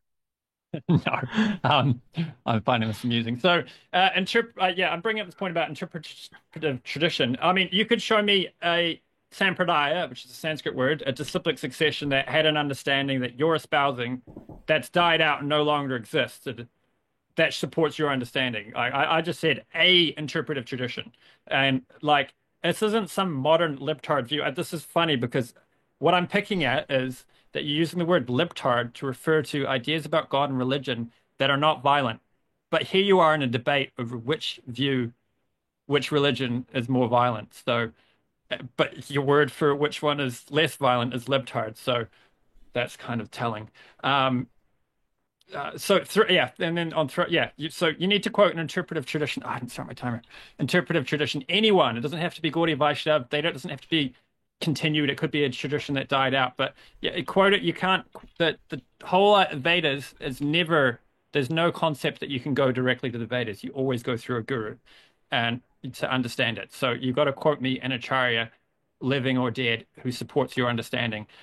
You accuse me of throwing out the canon. No, what I'm doing here is I'm just not letting you dictate to me what the canon is of my religion. We have a collection of books that we consider to be authoritative and the highest teachings, and then the rest of the Vedas we either ignore or we understand them based on what they can say that's in supportive of the understanding of bhakti that we learned from Bhagavatam, Bhagavad Gita. And then you point about the Barbary pirates. What they did was horrible, but Thomas Jefferson was horrible too. But then we go back to Indica, Megasthenes saying he observed in India this concept that they had no concept of slavery, that all were considered equal. I mean, the caste system, you keep going back to that, but I'm calling it a degradation. The actual idea of caste that's mentioned in Bhagavad Gita is you have a certain capacity and you have a certain role in society. It's no different from saying, as a doctor, you have a duty to get up and save that patient. As a police officer, you have a duty to stop those criminals. As a Kshatriya, Arjuna had certain duties in order to play his role in society for the betterment of all. Yeah, his duty was to kill in war and do world conquest. That was his duty. So, yeah, you keep saying, what's my scholarly authority? Well, I'm citing exactly the texts, first of all. So you say... So the canon, I'm going by your canon. I'm going by the Vedas and the Bhagavad Gita. Those are the sources that I'm citing. Now you're telling me when I do cite your canonical sources, you're saying, no, but you don't have the right interpretation of those canonical sources. So when you read about dead horse sex, that's actually completely metaphorical. And then when it's war, it's completely metaphorical. When it's killing, it's completely when it's Kshatriyas being commanded to kill out of caste duty. Oh, you have to have a different interpretation. So what is there to really go on? We can't understand Hinduism except at what you say Hinduism is. I literally can't even cite the texts that you have limited all of Hinduism to, because even when I cite those texts, you say, no, you don't have the correct interpretation. Yet you can't cite me a single pre-modern authority who shares the same interpretation that you have.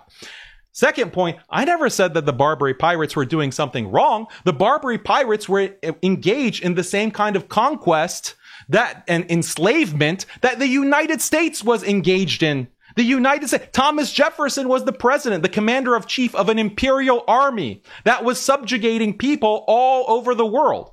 Now, when I say libtard, a libtard is someone like you who lives in the comforts of the West and is living with, or New Zealand, you're in New Zealand, but in the West in general, you're living under the comforts of a very brutal empire, the Western liberal empire that has dominated the world and has created a global economic system that allows you to live peacefully.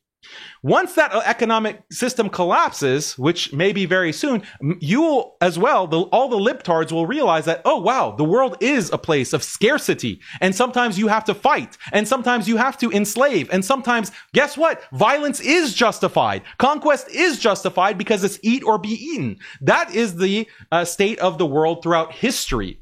But libtards ignore all that. They live in a fantasy world because they've been infantilized by a system that is built on the backs of millions of people who have been genocided, who have been colonized and destroyed to create this cushy system that you currently enjoy. But this system would not operate if you did not have that history. You couldn't have this kind of view that, oh, we should all just be peaceful and hold hands and sing kumbaya. You wouldn't have that perspective if you didn't live on the basis of this long trail of tears, this long history of war and bloodshed and slavery and killing.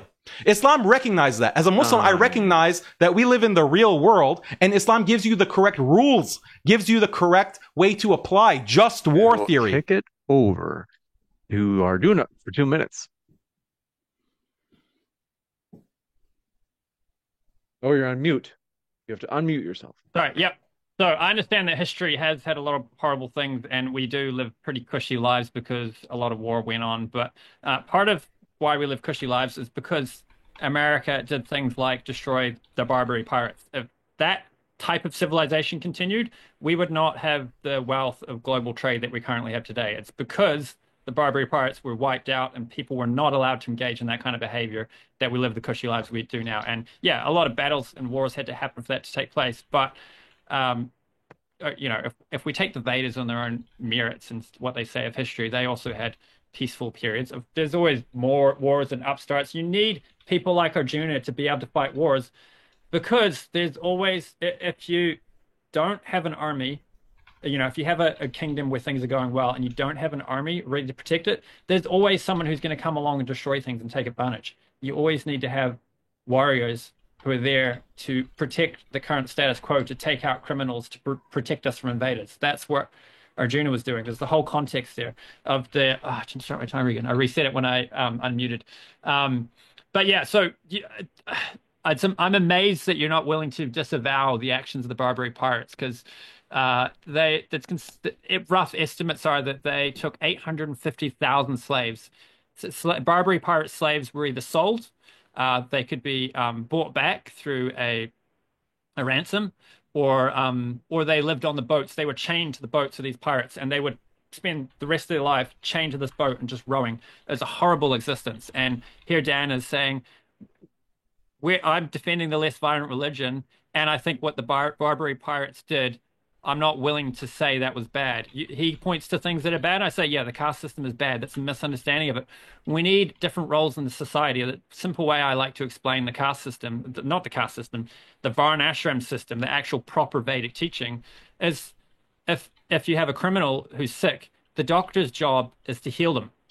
The police's job is to lock them up. And we need those distinctions in society, because if you have the doctors trying to carry out justice and think, oh, this person's a criminal, I'm going to take them out. We do not want to live in a society where medical professionals are trying to take out criminals. Where the courts are for that, the police are for that. We need these roles to be broken up, and we need, yeah. Time. If you want to finish your sentence, go ahead. We need these roles to be broken up, and we need people in each of these roles who are suited to that nature, because a doctor, she needs to have the right sort of nature to that job. Same with the police officer. Otherwise, things don't go well.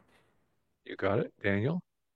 You're fundamentally misunderstood my entire argument, because at the very beginning I said I conceded that Islam has violence, but it's justified violence. What Hinduism has is unjustified violence. It is violence that you yourself are so disgusted by, you have to disavow all of your Hindu tradition. You have to disavow all of your Hindu history, and you have to say, oh, well, these people weren't really following Vedic principles. You have to disavow the entire history of India. That's how disgusting Hinduism is. I don't have to disavow anything. I'm not going to disavow the Barbary pirates. I'm not going to disavow slavery. Why should I? They were operating according to the same principles that they needed to operate by, not only to survive, but to establish truth and justice in the world. And again, this is your hypocrisy and your double standards, because you'll say that, oh, well, we need to have warriors. We need to have Arjuna, and we need to have the Kshatriya to protect people. Yeah, Islam is protecting people. When the Muslims invaded India, they were protecting the Hindus from their human sacrifice rituals, Purushameda. They're protecting people from worshiping rapist gods and touching the lingam, the metaphorical penis of Shiva. They were protecting the Indian population from Devadasi, child temple prostitution. Muslims were doing this kind of protection. That conquest is necessary. Of course I endorse that violence. Of course, it's needed. That's what justice requires. And honestly, if it was Christianity that was wiping out these practices, I would endorse the wiping out of those practices by the hands of Christians as well. So you have fundamentally misunderstood my argument. You say that conflicts are a thing of the past, atrocities are a thing of the past. No, they're happening today. The West is constantly engaged in these atrocities. Look at what's happening to Palestine with the blessing of the United States, with the blessing of these Western government coalitions. Look at what's happening in Kashmir. Look at what's happening to the Muslims that are being lynched in India. Look at the double standards that are used by these Hindus, extremists, lynching Muslims. We'll kick it over to Arjuna for 2 minutes. Oh, you're on mute. You have to unmute yourself. So a question I have is, do you think it's a good thing that the Barbary pirates were taken out? Because I can tell you what the world would look like today if we still had that kind of thing going on. I can imagine, like, America, like, lots of bad things have happened all through history. But we've lived in a time of relative peace, at least in the West. I know there's wars going on all over the world and it's never stopped.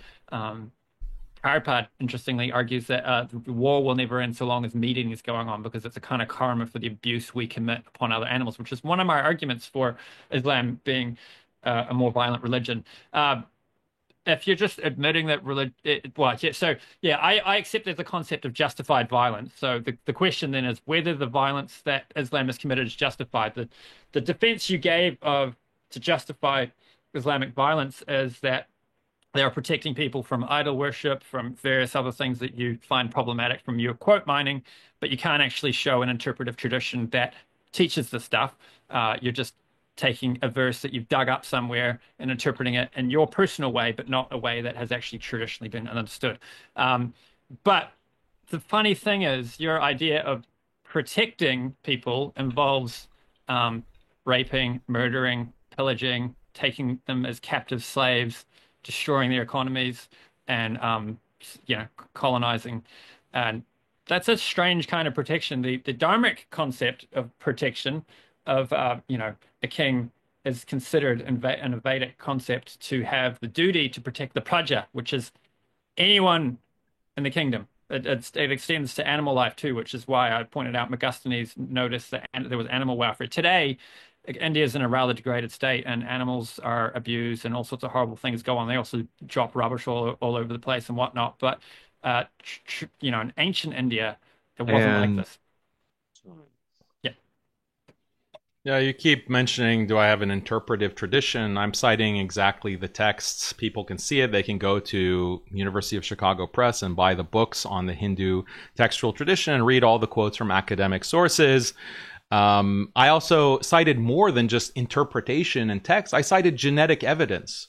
The genetic evidence of conquest, invasion, eliminating an entire race of people in the Indus Valley civilization, the ancient Indus Valley civilization. These are all established by genetics. These are the horrors that we don't need actually a textual tradition to tell us about. The evidence is there, and we can even go to modern India. We can go to the only Indian state, or the only Hindu state that exists in the world, or led by Hindus, religious Hindus, and we can see what kind of policies that those Hindus endorse, those Hindu extremists endorse. I want to see you condemn Hindutva. I want to see you condemn BJP. You asked me to condemn Barbary pirates, which I won't do. You condemn the BJP. You condemn their support of Palestinian genocide. You condemn all the Hindus online that are constantly threatening to rape me and my whole family. How about you condemn those Hindus? Condemn Narendra Modi. Condemn Modi for being the butcher of Gujarat and leading the killing of 2,000 Muslims in 2002. Go ahead and condemn that, if you will. If you're such a consistent Hindu, or you're such a moral Hindu, I should say, then you should condemn the government of the only Hindu state of India. Arjuna, 2 minutes. In case you're not muted. Sorry. You son of a gun. Mute it so you can't hear my typing. So yeah, Hindutva, BJP, and Narendra Modi. Yeah, I'm not a fan of Hindutva. I think they're ultra naturalistic, and I'm not into that kind of sectarianism. Like I said at the start, I'm a perennialist, and I think God has started many traditions, or at least is present to some extent in various places. So yeah, not a Hindu nationalist, not a fan of that. The BJP, I haven't studied a lot of Indian politics, but yeah, from what you've said, those are definitely things I would be happy to not support. I know no politician's perfect, and maybe there could be someone better, and definitely he's not doing everything right.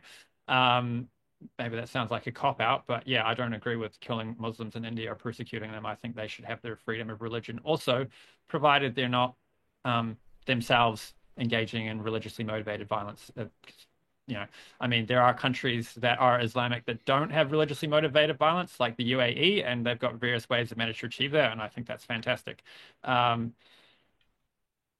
So can you provide, so citing a text to make a point in the Vedas, that this will happen, that when Hindus are debating amongst themselves, they will quote Vedic texts and they will argue why this text should be taken as authoritative and so on.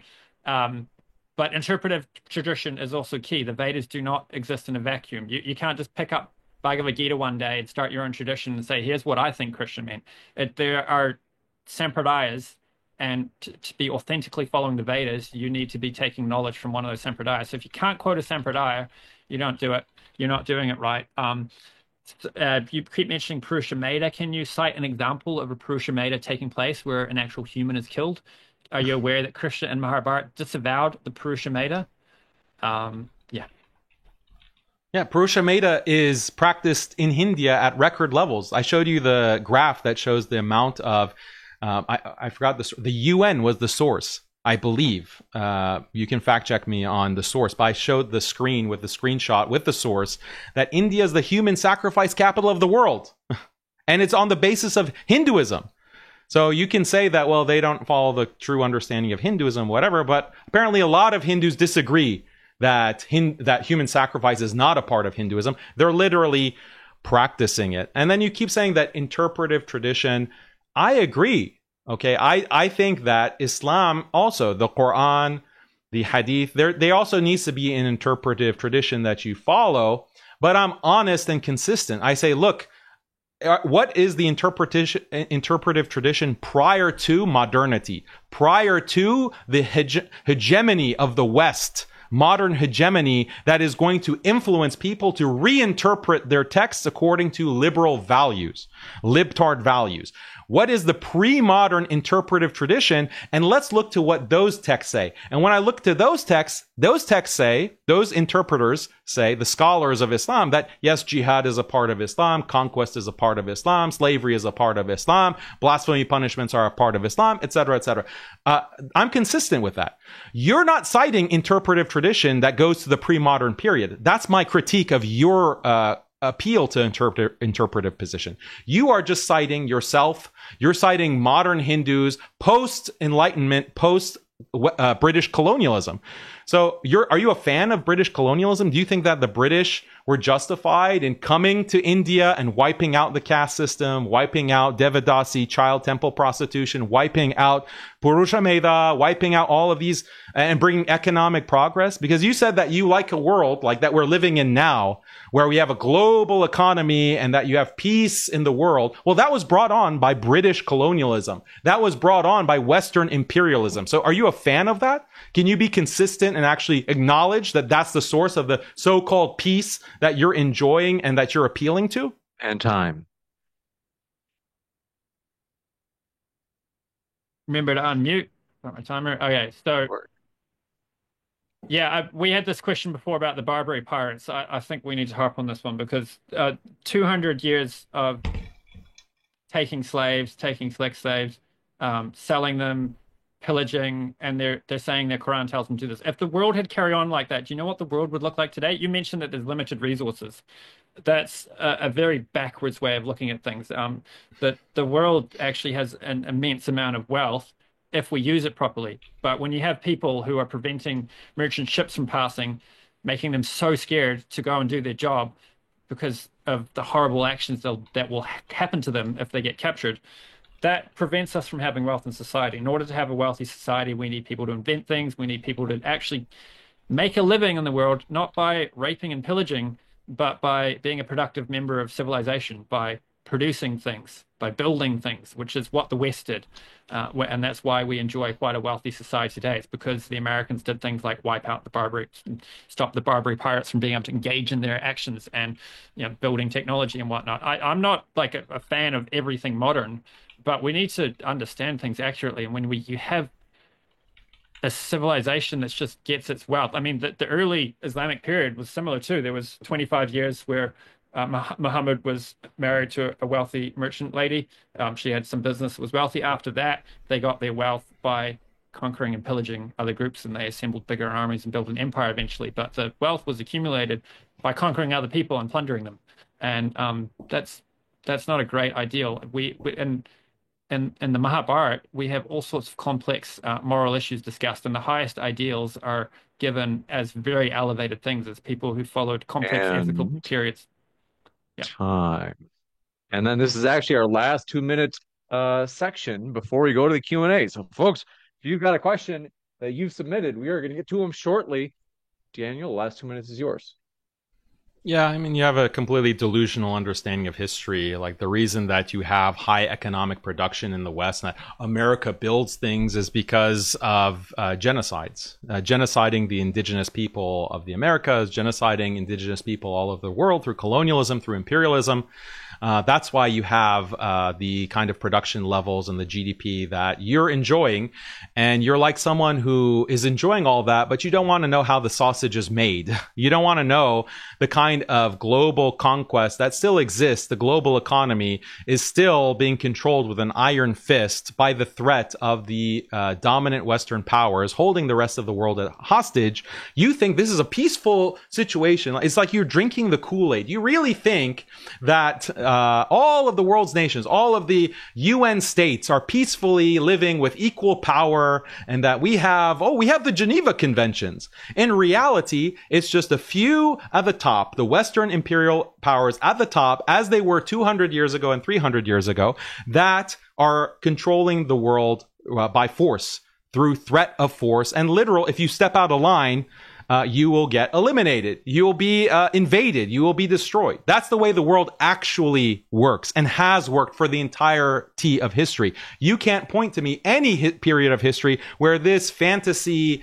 of peace between all and no wars and no fighting has existed.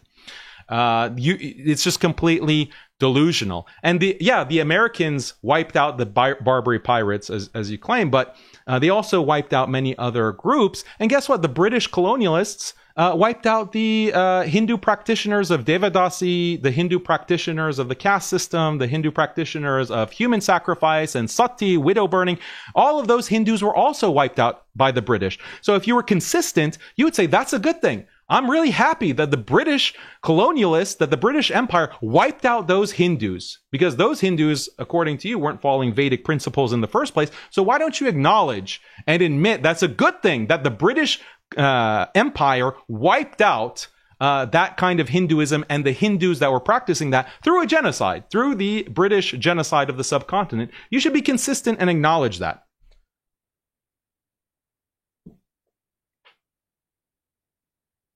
I'm bringing up the Barbary pirates because they were objectively harming the whole European economy. This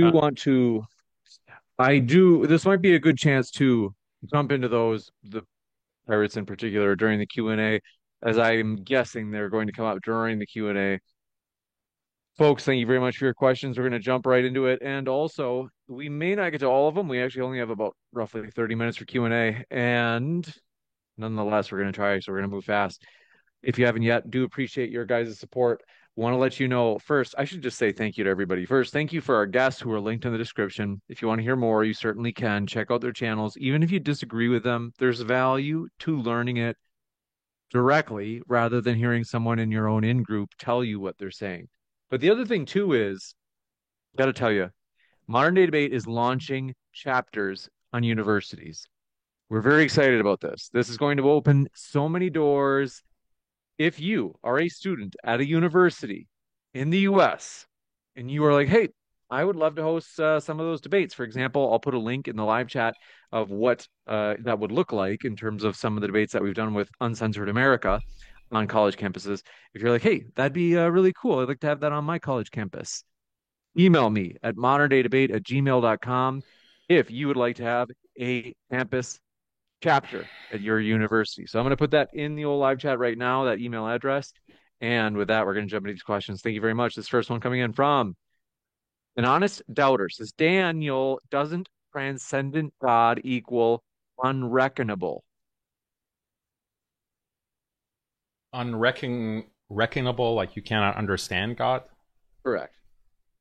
So there are certain things that even things that are not God, that are difficult or even impossible to understand, difficult to understand, but you can understand aspects of it without understanding the entirety of it. We have concepts in math, we have concepts in logic, even things that are, the concept of infinity, the concept of incompleteness in set theory. You have things that are, by definition, impossible to fully understand and encompass, but you can still understand aspects. Humans can still understand aspects of it. And that's why we can, use the concept of infinity for the calculus. Even though we don't completely grasp with our limited mind the concept of infinity, the mathematical concept of infinity, we can still do limits, we can do derivatives and integrals. This is what mathematicians since Isaac Newton have proven, that show that something that is infinite and by definition beyond human ken in being able to understand it in its entirety, you can still understand aspects of it. And it's the same way with God. God has revealed himself, aspects of himself with his names, with his attributes. God is all merciful. God is all knowing. He is all powerful. He is all loving. Like, these are things that we can understand about God without necessarily understanding the essence of God, without understanding and encompassing the entirety of the concept of God and the creator. That's how I would answer. You got it. Thank you very much. And Famo says, to the Hindu guest, why does Rig Veda 10:87:16 say, quote, slay the Dasa, referring to the black-skinned people? I'm not familiar with that quote. I'd have to see the context. See if I can pull it up. My guess would be that it's referring to a specific context of a specific dasa that needs to be slayed, like an actual aggressor that's like, oh, I better slay this guy. Let's see. This verse refutes the idea. Yes, I'm not familiar with that verse. You got it. That reminds me, in the old live chat, the rule is, no ethnic slurs unless it's toward white people. So you can say like, hey, Daniel, hey, whitey, that's okay. No joke. And we even encourage it. So if you see Arjuna and you're like, hey, honky, that's cool too. And I'm very serious that it is actually cool. Like, we're cool with that. We even encourage it. We're gonna take the power out of the word by using it constantly. You crackers. So, YouTube, they let me get away with everything the last like 6 months or so. But Famo says, if getting cow meat is quote unquote. Sorry, James, could I also add to that question from before, just real quick? Yes. What have you got? Yeah, so the Dasa wasn't an individual. It was a race of people. It was a race of dark-skinned people that were eliminated. And the way that Hindus today interpret that is that they were monsters. So, because I guess it's uncomfortable to accept that what the Vedas are referring to Indra is eliminating and genociding a race of dark-skinned people as white-skinned conquerors. Because that's literally what the text says, but you have to have creative interpretation to make it politically correct for this day and age. Dan's just giving one interpretation there, and again, he doesn't know the first thing about Vedic hermeneutics. He probably hasn't studied the context of the thing. You didn't even know what Dasa are. You didn't even know who they are. We're gonna jump I follow to the next one. a Bhakti yoga tradition. I don't bother studying The only reason you objected to it was because it was not liberal. Because it was not. That's the only reason you objected. Not because you had a different interpretation or because you know actually who the Dasa were. You just objected because it was non-liberal and therefore it can't be the correct interpretation of the Hindu texts. I can quote 500-year-old Gaudiya Vaishnava acharyas who agree with my understanding. Of the Dasa? This one coming in from, do appreciate it. Famo says, if getting cow meat is quote unquote violent, why are cows worshipped in Hinduism but still used for milk, leather, and even dung fuel? Isn't that exploitation of them? There's definitely exploitation of cows that goes on in modern day India. Yeah, I mean, you will find a lot of Indians too that also treat the cow very sacredly. The cow is considered sacred for various reasons, partly because it gives milk. But yeah, people are human, human nature is fallible and people will do things for their own self-interest, even if it violates principles of ahimsa taught by the Vedas. You got it. This one coming in from Famo as well. Says to the Hindu, explain how Hinduism reached places like Cambodia, Thailand, etc. Was it through peaceful yoga missionaries? Oh, sorry, missed the question. They're not coming up on the screen? No, we don't Okay. use stream yards around here. Oh, yeah. Sorry, could you We use read it out again? OBS, the original gangster software. They say to Hindu, explain how Hinduism reached places like Cambodia, Thailand, etc. Peaceful yoga missionaries? Yeah, I think I mentioned that in my debate opening. I didn't have time to go into detail. I really crammed in there, but yeah, it did spread through what is today termed soft power. There was trade, and some Brahmanas went and lived in these parts of the world, and the people in those countries were interested in learning about the Vedic teachings. So it spread through soft power. There was no conquest, no wars, no force. It was just trade and cultural interest. One thing that I want to ask if it's okay of Arjuna, because you're mentioning ahimsa a lot in this debate. So if ahimsa is like the ideal of nonviolence, then wouldn't you say that the nonviolence of the Jains and their practice of ahimsa is actually more perfect than the ahimsa of someone like you or other Hindus that have your interpretation? Because they actually have the ideal where they don't believe it's allowed to harm any living creature, and that includes things like bacteria. That includes, that's why they have salikhana, or the ideal of salikhana, which means that you literally starve yourself to death, because if you eat plants, plants are living things, microbes are living things, and they literally, Jains will walk with a covering on their mouth to protect any kind of flies that might accidentally fly into their mouths, or they carry a broom with them to sweep under their feet to make sure they don't step on any insects. Don't you think that's a better and more ethical value or practice of ahimsa than what you have in Hinduism? I mean, I have a lot of respect for the Jains and Buddhists and their practices of compassion. The problem with it is it's totally impractical. This human form of life is an opportunity to elevate in God consciousness, and to do that, we actually need to look after our body well and have proper nutrition and build societies and whatnot, so that we can have the facility in place to use our life to develop love of God, and to teach love of God to others. So it's really impractical. Like they will do things like when they're walking, they'll sweep the ground so they don't stand on any ants, and they won't eat cooked food in case they kill any bacteria. But that's just not practical to have a society. And we have an understanding of bhakti and karma, and when we offer out that thing self our, our food to God, when we are serving God with our life, then that removes the karma from what we do. But then there's certain ethical framework that you have to be working within in order for it to actually be pleasing to God and be considered service to God. All right. This one coming in from, do appreciate your question as well. Famo, this cracker has a lot of questions tonight. Says, to the Hindu, why did Hindu rulers destroy Buddhist temples and convert Buddhists in India if Hinduism was so tolerant? So I did a little bit of research into that, and I can't say I studied it in depth, but um, the scholarly consensus on it seems to be mixed. Like it could be that it's a little bit of Buddhist recording history and for their own purposes to exaggerate it. But even if that's not the case, that it's like what the odd king here or there doing the odd action that's not in keeping with the teachings. Again, we go back to the difference between me and Dan is when I see something that's actually immoral, I will say, yeah, that person's not following the Vedic teachings, whereas Dan is actually here defending slavery, taking slaves, plundering, conquering.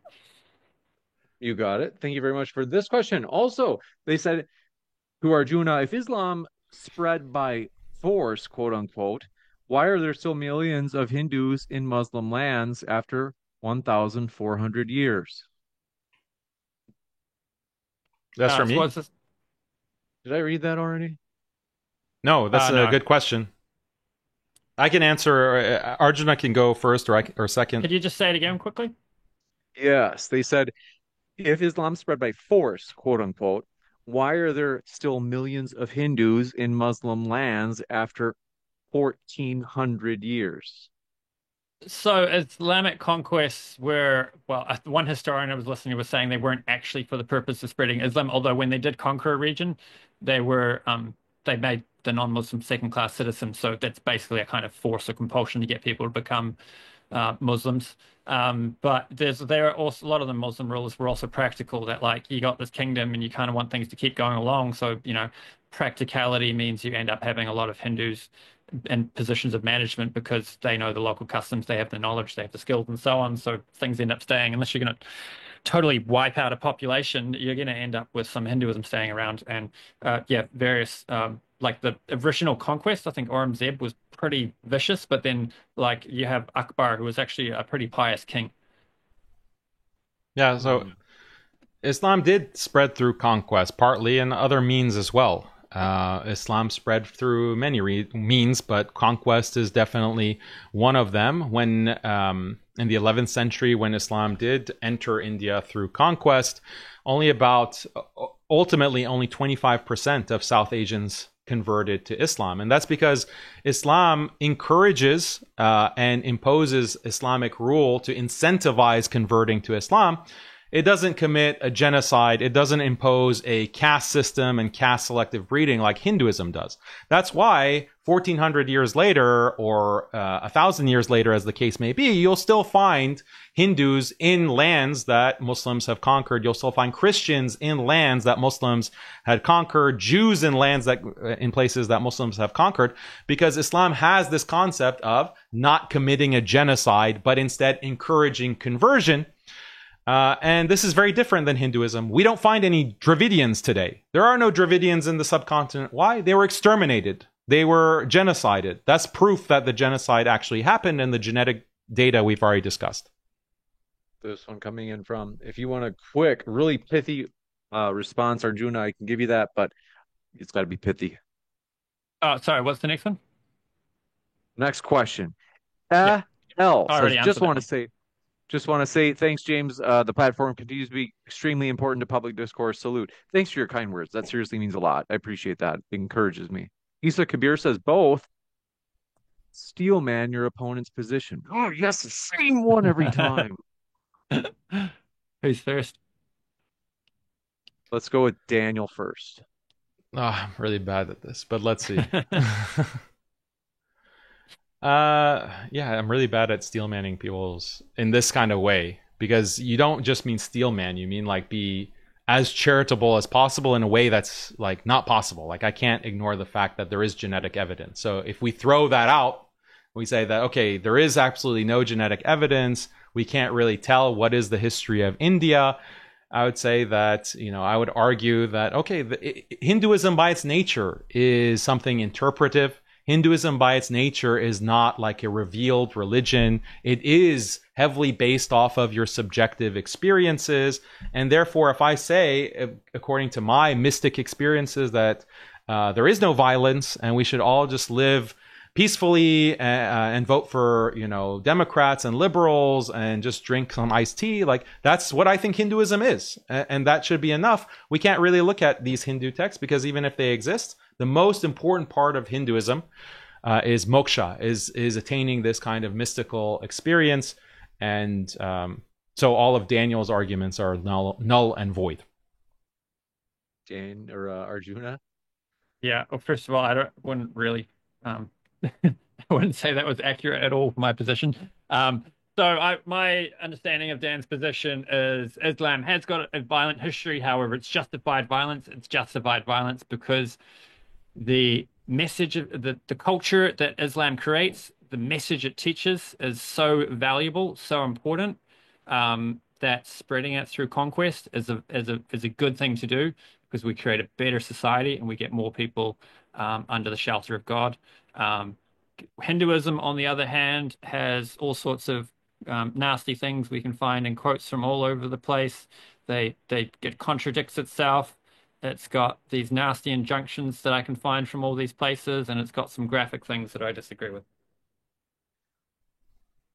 That was your steal, man. It's hard to steal, man. I'm But not going to give the well, details. I'm just giving a short version of it. yeah, To I be was trying to fair- I was trying to steel man Hinduism, not necessarily Arjuna's specific Oh, right. position. Yeah. No problem. But, Don't worry. yeah. I like teasing you guys. This one from Andre P says if all religions are supposed to be spread by force, according to Daniel, then how that's in parentheses they say. Then how come Hinduism and Buddhism became much more popular in the West compared to Islam, despite nobody forcing them? No, like today, it's basically everyone is competing with liberalism. So liberalism is the dominant economic system. It is enforced across the globe through imperial power, through literally the most massive militaries that history has ever known. So the globe is influenced by a dominant liberal power, imperial power. So that is everyone's underlying worldview. Including Muslims, including Christians, including Jews, including Hindus and Buddhists and atheists. Everyone has these liberal assumptions about, like, you shouldn't impose your religious beliefs. You can impose secular beliefs, but just don't impose religious beliefs. We should accept gay marriage. Slavery is bad. Like, these are the moral assumptions that people have adopted, not because they've rationally considered them, but because that is the dominant system that you're indoctrinated into by virtue of being educated in the West, growing up in the West, being exposed to the media landscape of the West, this global liberal media landscape, etc.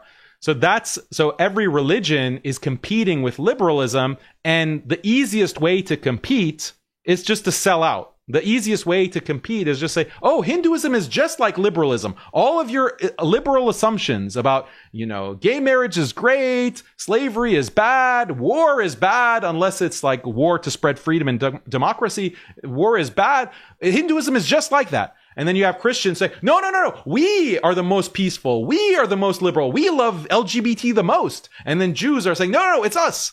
And then you have some Muslims saying that as well. But none of these reformist groups are taking the step of saying, wait, let's question these assumptions that violence is always bad, that war of conquest is always bad, that slavery is always bad, that gay marriage is good. Like, why don't we understand that or homosexuality is good? Why don't we question that underlying moral framework first?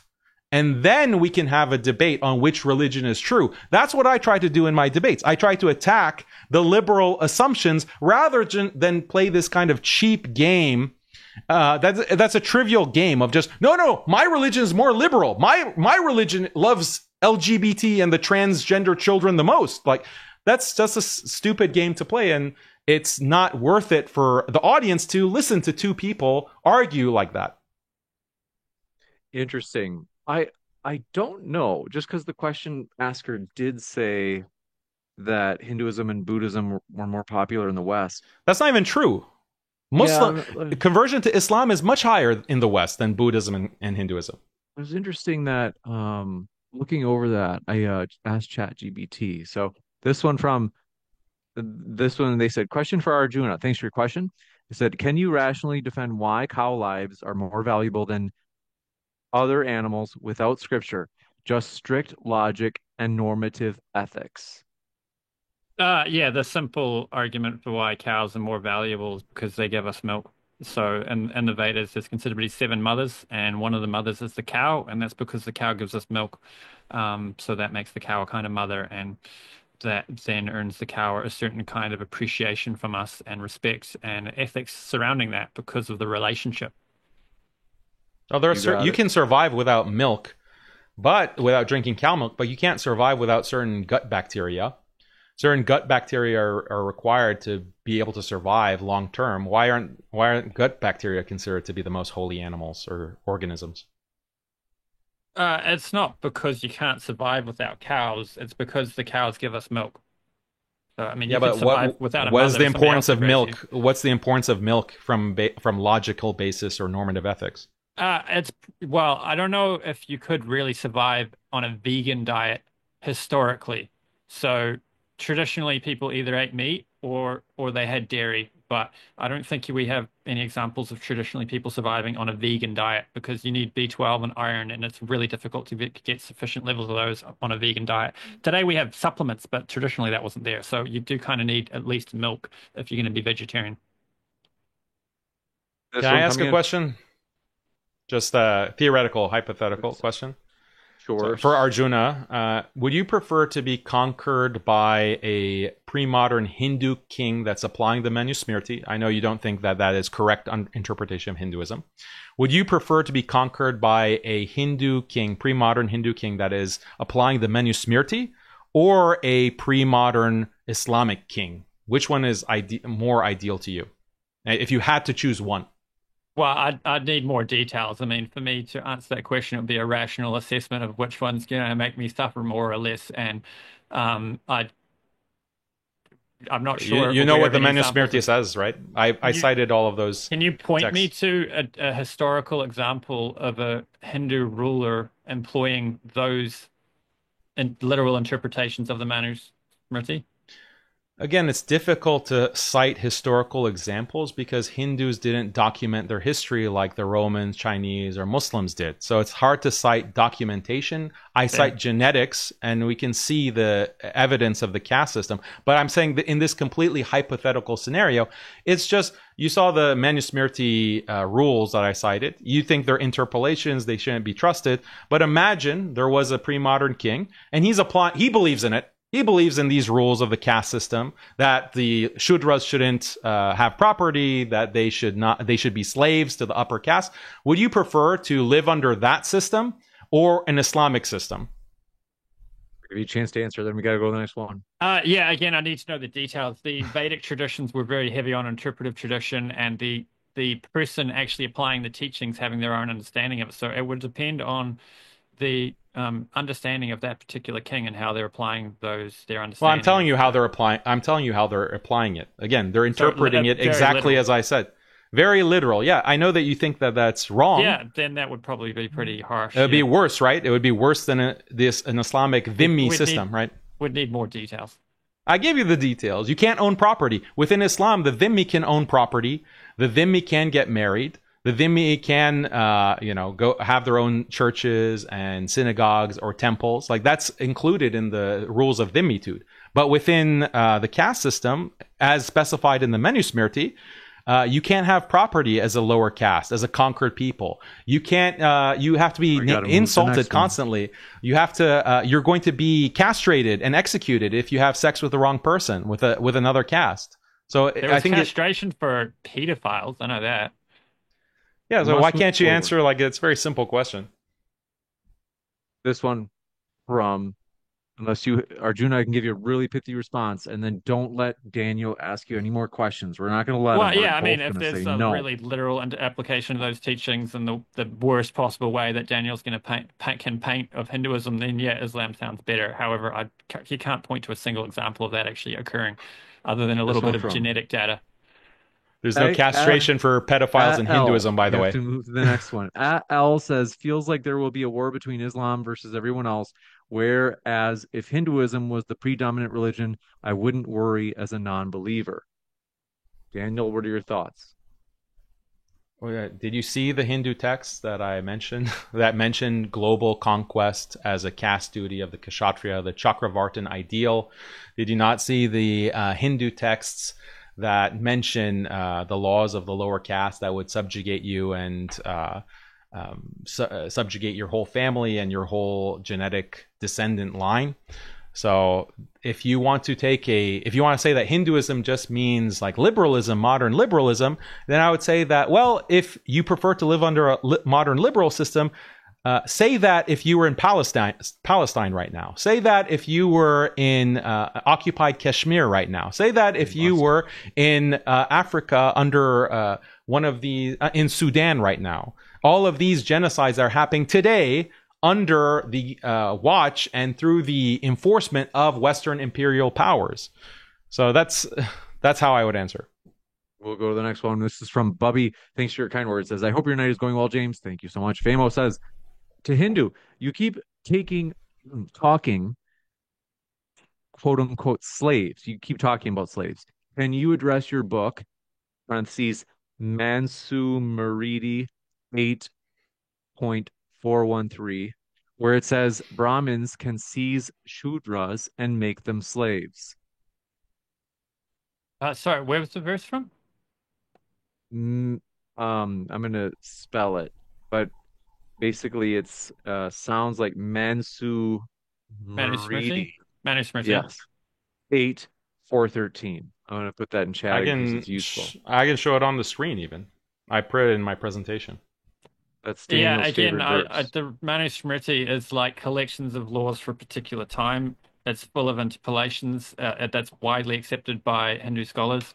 And we have Megasthenes, who visited India roughly 2,300 years ago, and versed that the Indians did not use aliens as slaves, and much less a countryman of their own.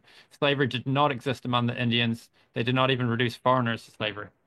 Those are two different The translations Hindus of it. were the only people in history who didn't have slaves. Magically. Like that's going against every historical account. That's going against every anthropological understanding of human civilization. Magically, the Hindus were the only ones who never had slaves. Okay, we believe it. This one coming in from, do appreciate your question. Famo strikes again. Says to Hindu, you cry about their words, quote unquote apostasy, but your Vasitha Dharma Sutra 110 says to kill those who insult the Veda. Sorry, say it again. They say, you cry, quote unquote, apostasy, but your Vasitha Dharma Sutra 110 says to kill those who insult the Veda. Yeah, this is again where we come back to the need for interpretive tradition. Like, find me an acharya and any of the recognized sampradayas who says you should go around killing people who blaspheme the Vedas, or an example of people actually carrying out this killing. For Muslims, we can show this happening, but for Hindus, we can't.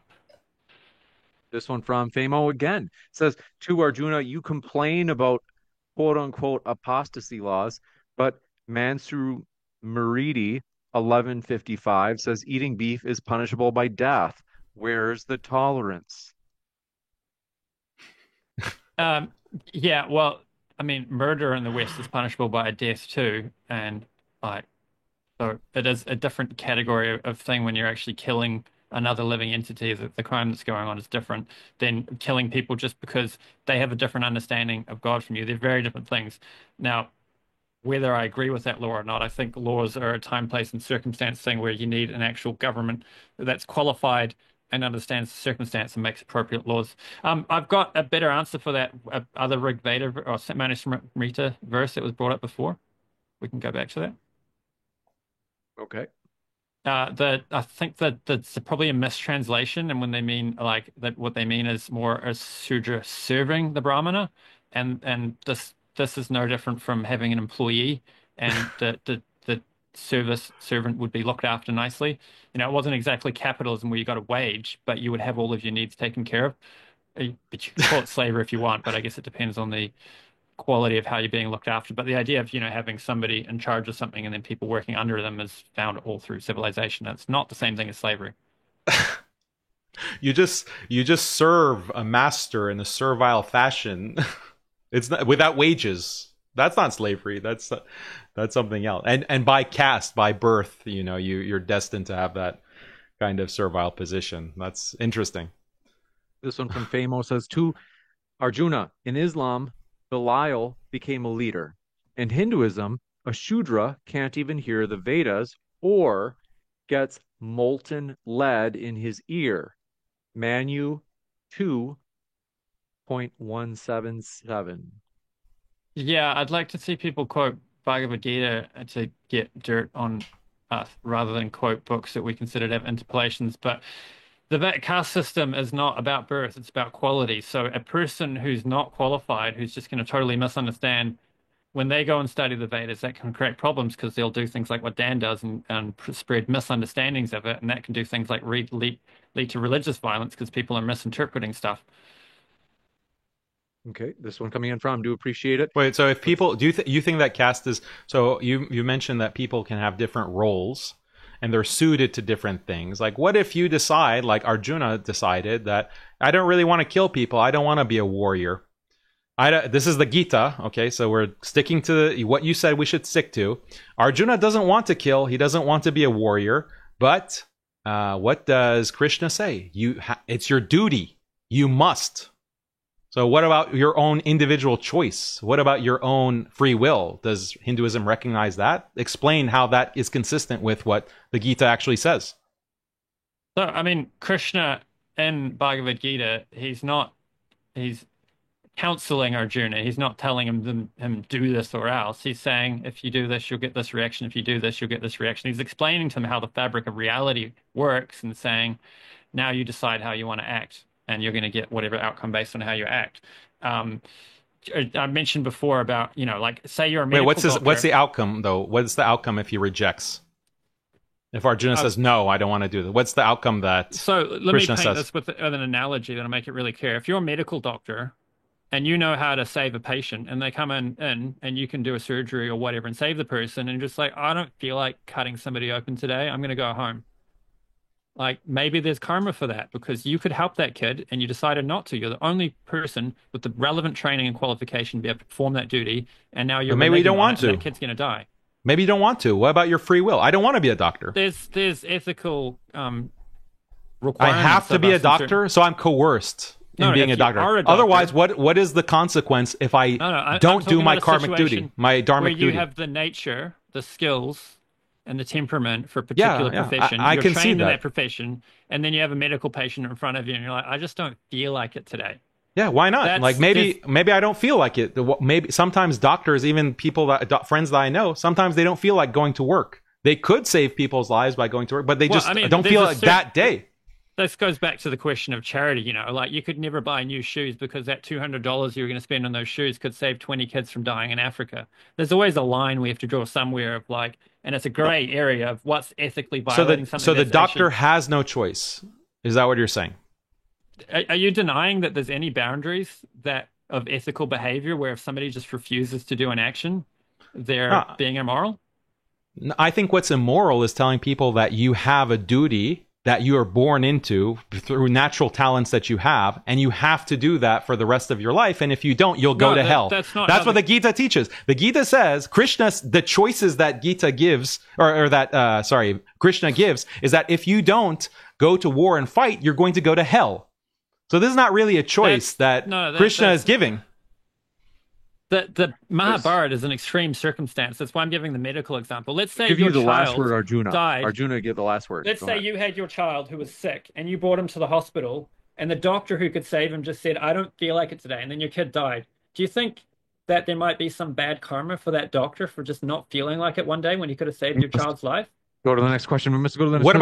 What about any of the other caste duties? You're just focusing on the doctors. What about the mechanics? What about the engineers? What about the toilet cleaners? The toilet cleaners, if they don't clean that toilet, they're going to go to hell. No, it's not. You're not going to go to hell. There's no Vedic idea. Well, that's what Krishna says. Thinking. Krishna says that in the Gita. It's hyperbolic language. The point is, if you don't act according to your nature, you're not going to be happy. The doctor helping patients. If I don't clean the toilet, you only mentioned the doctor. What about the toilet cleaner? The mechanic fixing cars is happy. When he's not happy, he wants to pursue. He wants to, but he'll go to hell. He'll go to hell. That's my point. No, that's not. You're totally misunderstanding it. I'll send you a book on it. You can actually study this instead of just misunderstand it on purpose. We have to go to this. This Marilyn says, "We're all God. Why are you all like this? All of us can see you." Oh boy, here we go. This one from Famo says, "Take a picture. Take a screenshot." The Hindu says, can you address Hindu temple slavery, caste lynchings, beef mob killings, Buddhist genocide, Cambodia conquest, and Manu's laws on Shudras?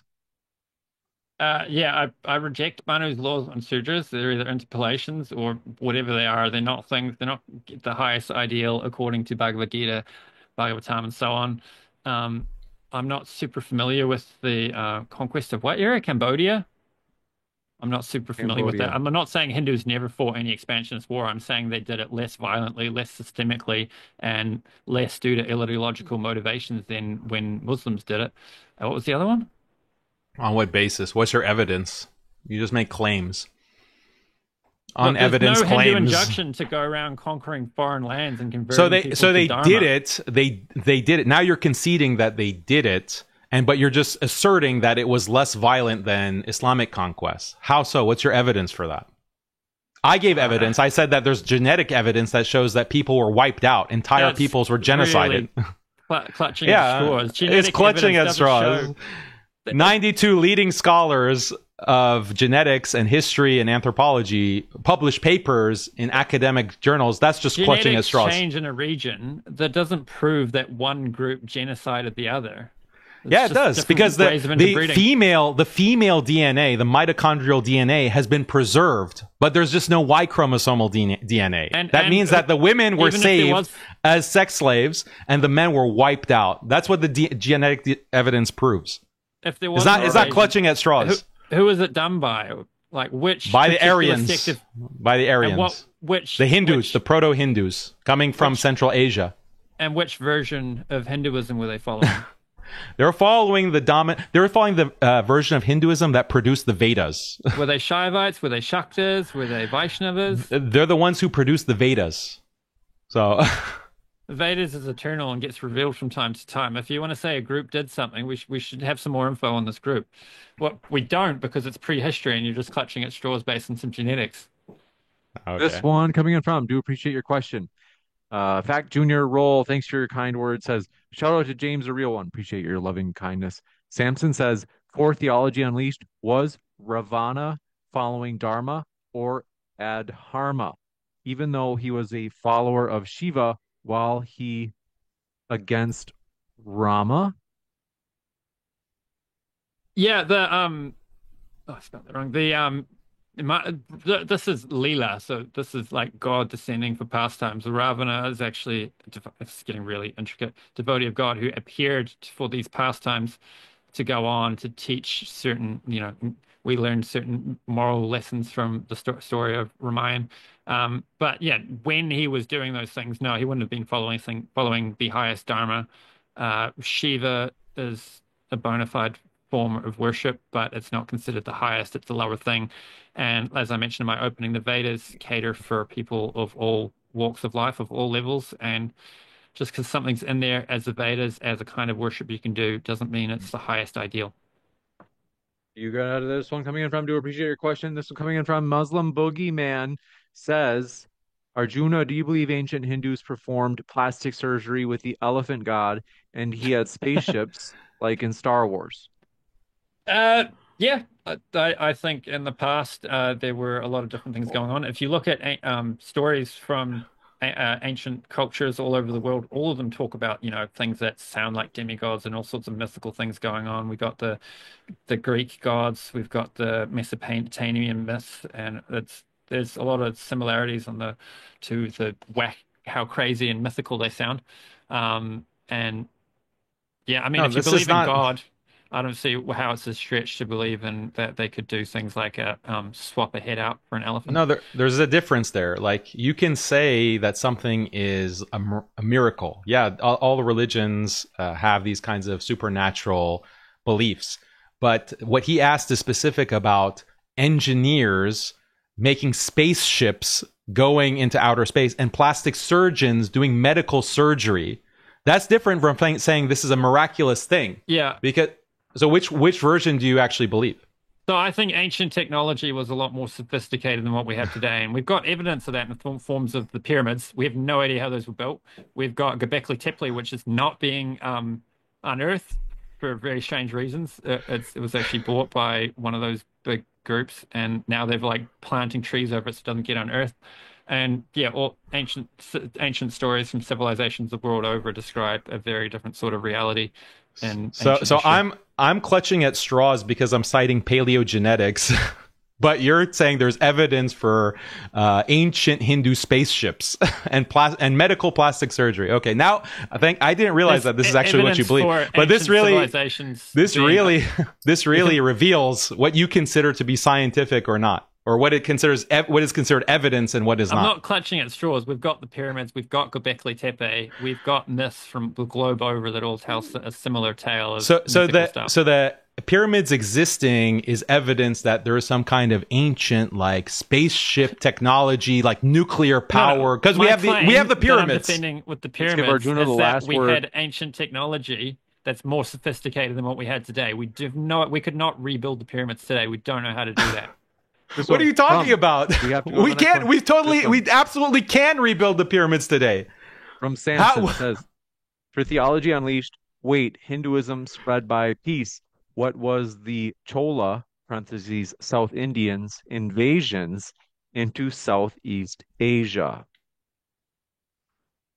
Yeah, I didn't take the time to study in detail about Southeast Asia, but my understanding, yeah, maybe they invaded into there, but there was a lot of free trade. I mean, Southeast Asia still has its indigenous culture, and in large part, it's been married or pollinated by Indian culture as well. But the Southeast Asians were not wiped out. There was no genocide, and their traditional culture was not destroyed.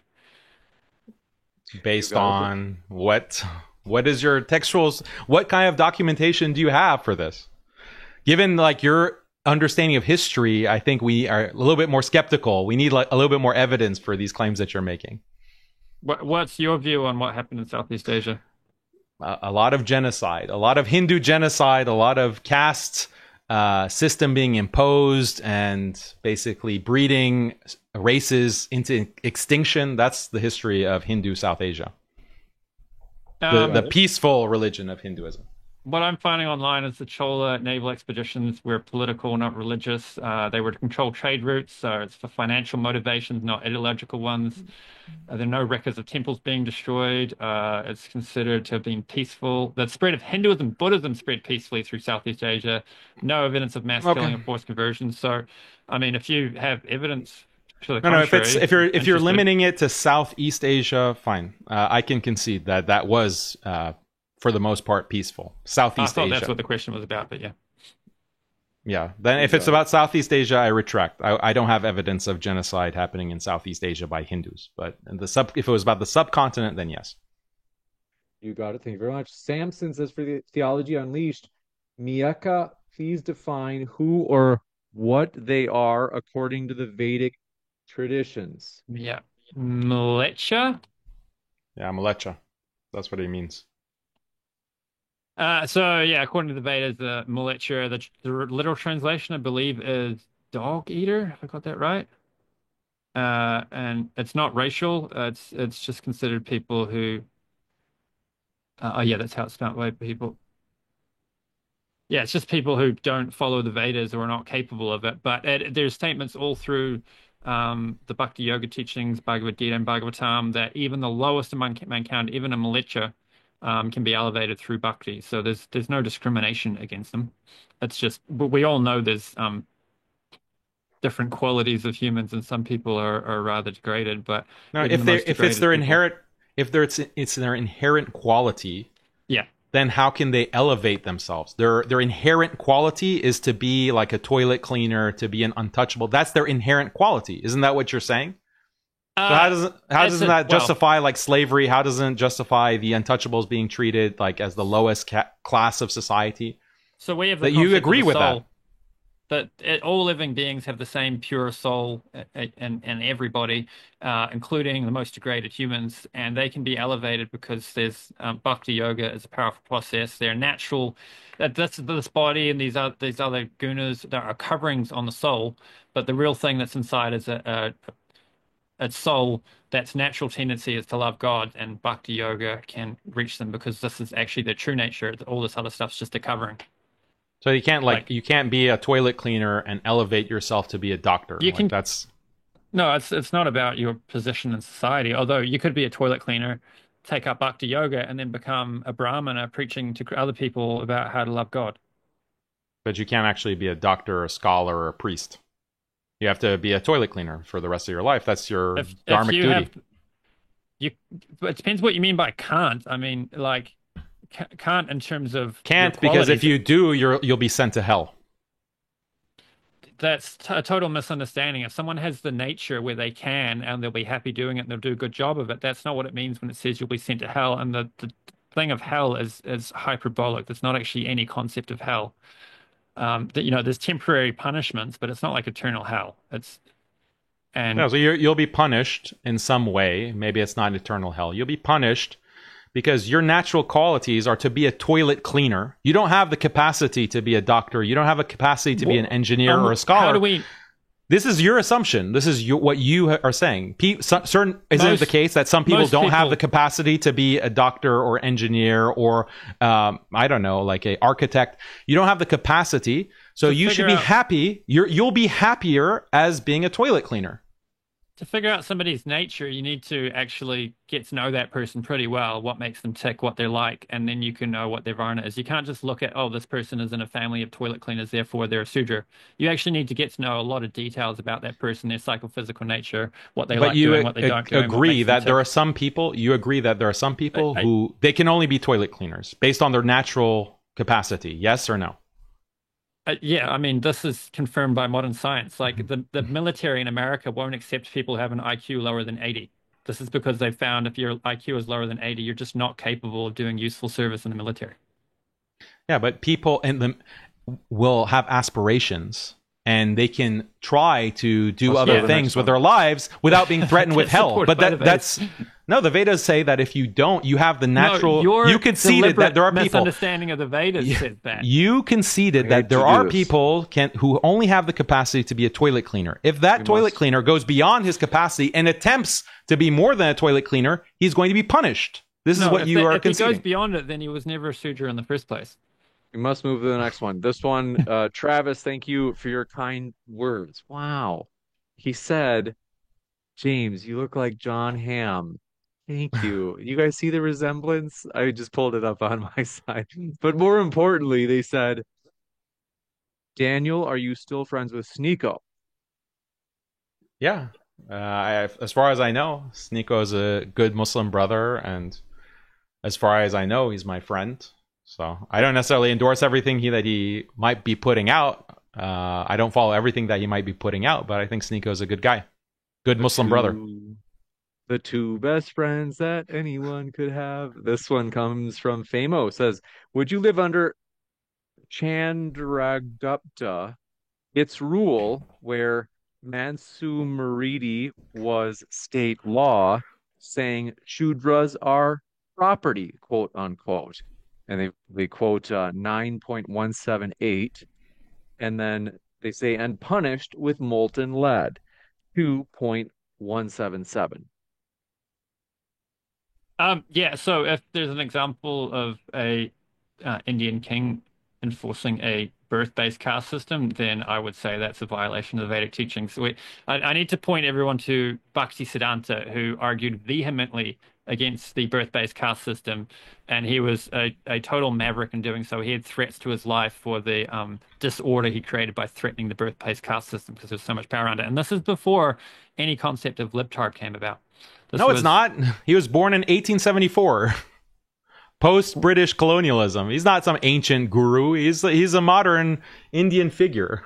And people were probably trying to kill him because he's going against the Vedic tradition. He's going against the dharmic principles. That's why they tried to kill him. No, they were trying to kill him because they had a birthplace caste system that meant that the caste Goswamis had a lot of power, and he's coming along and threatening their power by pointing out how they're misunderstanding the Vedas, and he could debate and argue better than them and quote Shastra to prove that they were wrong. They couldn't argue with him on the basis of the Vedas because he was too good at debate and knew the Vedas too well. Let's go to the next one. This one from Basil says, to Arjuna, you said caste is not based on birth.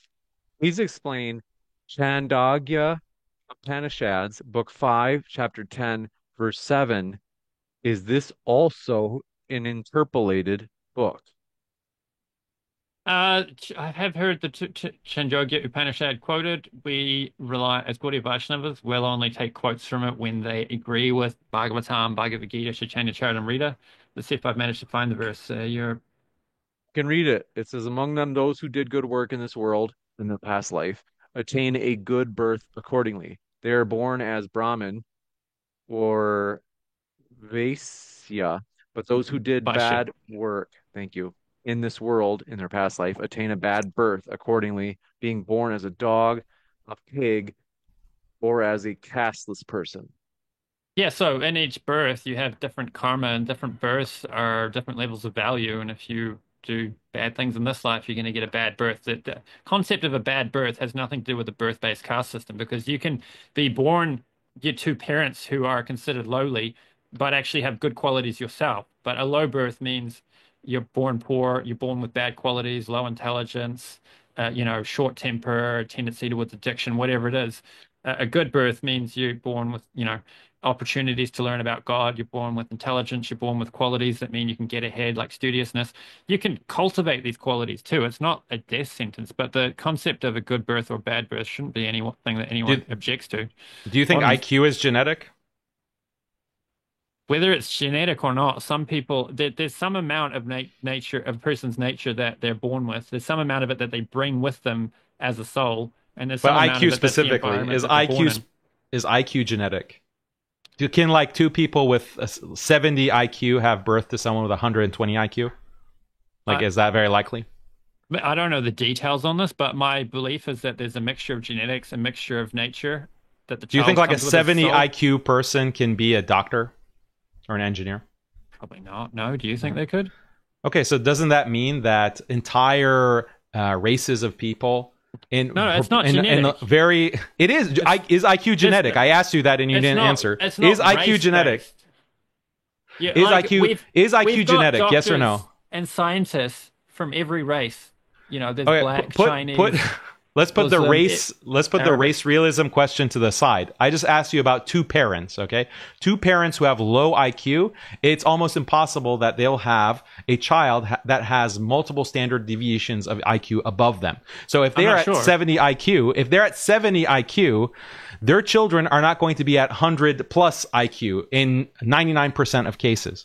So that means that it is determined by birth. Like going by your role definition, like your role profession definition of the caste system, that means you are born into a profession. You are born into a class of professions because IQ is genetic. That's an actual fact. So your reinterpretation of the caste system actually leads to exactly the same result because IQ is genetic based. You are born into a certain kind of role that you have because of your low IQ. Or high IQ, as the case may be. You're framing a certain pattern and trying to pigeonhole me. This is not a view I've espoused. I haven't said that low IQ parents can't have an intelligent kid. We see examples all through history of parents that are like, they might be smart and we might not see it, but, they're working in lowly jobs, they're poor, whatever, they weren't successful, and they have children who are hyper successful. The idea that you can have a child who is an exception to the parents is proven time and time again all through history. I didn't deny that there are exceptions. There are, of course, exceptions, but I'm talking about what is actually generality. No, it's not a strong man. Straw man view. No, it's not strong. I'm drawing. I know that you won't accept these things, but these are the implications, the logical implications of your views that I'm drawing out. No, that's what I'm doing. I know you don't accept it. I know you don't accept it. That you could be born in different conditions that would be better or worse depending on the conditions and the type of body you were born in. Do you think but I think that people are born in the world, whoever your parents but are, I think are all equal. Is that your position? No, I think that people can be born in a certain position and they can aspire to something else without being threatened with hell. That's my position. That's the Islamic position. That's not your position. If you disagree with that view, why do you keep arguing that that's the correct understanding of the Vedas? Nobody else is arguing for that. No, that is what you're saying contradicts what I said. We don't have the same position because you say people. The audience see for themselves. This one from Thamo says, James, call this dude out. He can't just be like, quote, I reject. Rejecting such and such doesn't mean it doesn't or didn't exist.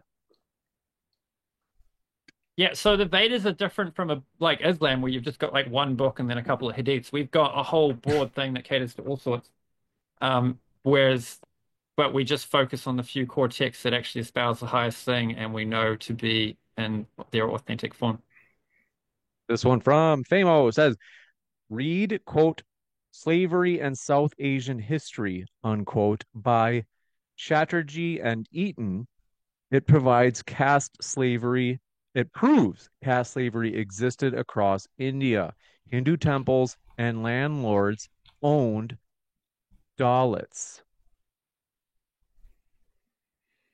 This Yeah, there's so much historical documentation, but Arjuna Yeah, will and say that that's these aren't real Hindus. They're not actually applying Hindu principles. well, yeah, I can We quote only realize Gita. that slavery is wrong. We only realized it in the 19th century. No, there's somehow. been Hindu reformers all through history that have argued against this Cite stuff. cite me a Hindu reformer prior to British colonialism that says slavery is immoral. Cite me someone. There's the Gaudiya Vaishnava tradition, like Sri Chaitanya. Tell me, the show me the verse and the passage that says slavery is immoral. Please show me. I'm not sure if they commented on slavery. I don't think slavery was much of a thing in We just said there's all these historical documentation. Historians 16th are saying, century, anthropologists 16th are century saying India. that there was slavery throughout the subcontinent by Hindus. Did 16th century India have slavery? Yes, but not in the same forms of. Oh, Yeah. ChatGPT is not helping you out much. So ask ChatGPT if there was any pre-modern scholar of Hinduism that said slavery is immoral. Show me the text. Ask ChatGPT. This one coming in from, appreciate your question. Famo, oh, we got that one. This one from foreign language I can't understand, said Arjuna, and they asked me to like supplement their question. They said, goats give us milk. Are they our mothers? And then they said, follow-up question from my milk one. They meant to add this. Goats also give us milk. Why aren't they considered our mothers? They said, I asked you to not use scripture, but you still did. I mentioned scripture, but I didn't quote it to make my argument. That is a fair point about goats, and then I would just have to go back to the Vedas at that point. And like, if I was in an audience of vegans arguing for why we take dairy, I'm not going to quote our scripture because we'd sound as bad as Christians defending why they eat meat in terms of that. Like, I'm very sympathetic for arguments towards being non-violent to all living entities. And the highest teaching of the Vedas are that you don't abuse any animals. Even goats are looked after. But yeah, there is a hierarchy that cows are considered higher, but even goats are not supposed to be abused. I'm going to have to head off shortly. You got it. Attila Turgakoglu says IQ is not genetic, you ignorant buffoon. Wow. Okay, let's see. Put that in ChatGPT. Just to be sure. I'm not really interested in whether it's genetic or not. I don't have a position on the matter. It's Well, not I know about it's if the you have a case is that- position. Some things are scientific facts and other things are not. What is objective reality and what is not? That's what we're asking. Amo says The for Daniel. heritability of IQ. Research on the heritability of IQ inquiries into the degrees of variation in IQ within a population that is due to genetic variation between individuals in that population. There has been significant controversy in the academic community about the heritability of IQ since research on the issue began in the late 19th century. Intelligence in the normal range is a polygenetic trait, meaning that it is influenced by more than one gene. And in the case of intelligence, at least 500 All right, genes. give us like the It's short influenced version. by okay. What it just said is that IQ is influenced by 500 genes, so it is genetic. And this is something that everyone knows. Like there are exceptions. Yes, 'Cause that's that's within how relation that's how statistical distribution works. There are exceptions. There are examples outside the norm. But in Yeah, we general, can't if you go. have low IQ parents, you're going to be low IQ. If you have higher IQ parents, you tend to be higher IQ. This is So now called you're genetic asking for a birth-based caste heritability. system. I only wanted Alright, to so read that chat Daniel because they're defends the calling you. birth-based caste system. We've got to go to the next. Amo says for Daniel. First, may Allah bless you. Question. Sorry, I know it's not related. LOL. But when will quote Genius of Islam 4 be out? Inshallah. That's a good question. I'm working on it.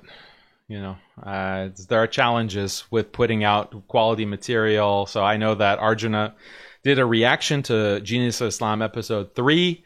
That was that was over 2 years ago. So I am working on it. I do think about it every day. It's just challenging. Like we have just certain challenges to make it as good of an episode as possible. But inshallah, I hope that it will blow you away and it'll be high quality. You got it. And this one coming in from Yim says, what about, and this is the last one, folks. I'm tired.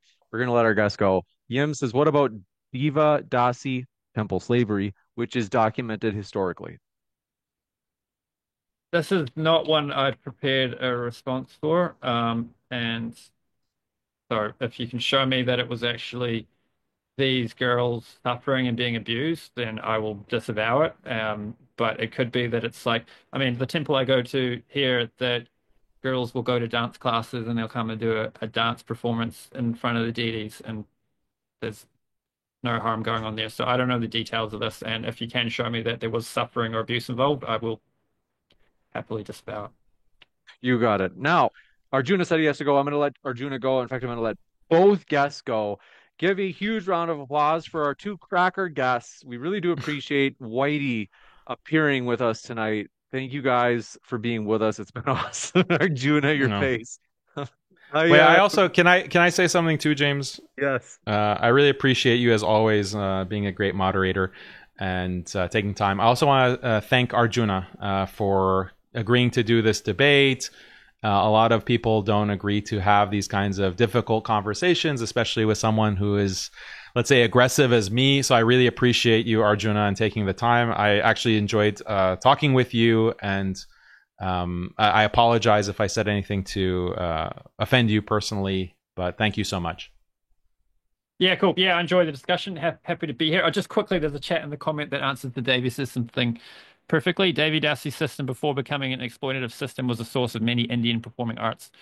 And then, as is the theme with how I answer lots of things degrade over time and become abused, which is terrible, and we should disavow that. But yeah, back on topic. Sorry, I just wanted to put that out there. Yeah, I'm very happy I got to have this debate. I did that reaction video to Dan a couple of years ago. I think it's 2.5 years ago, and I was hoping I'd get to debate him one day. And yeah, I enjoy. I'm happy to defend my beliefs, and yeah, love a good debate. So it's been fun.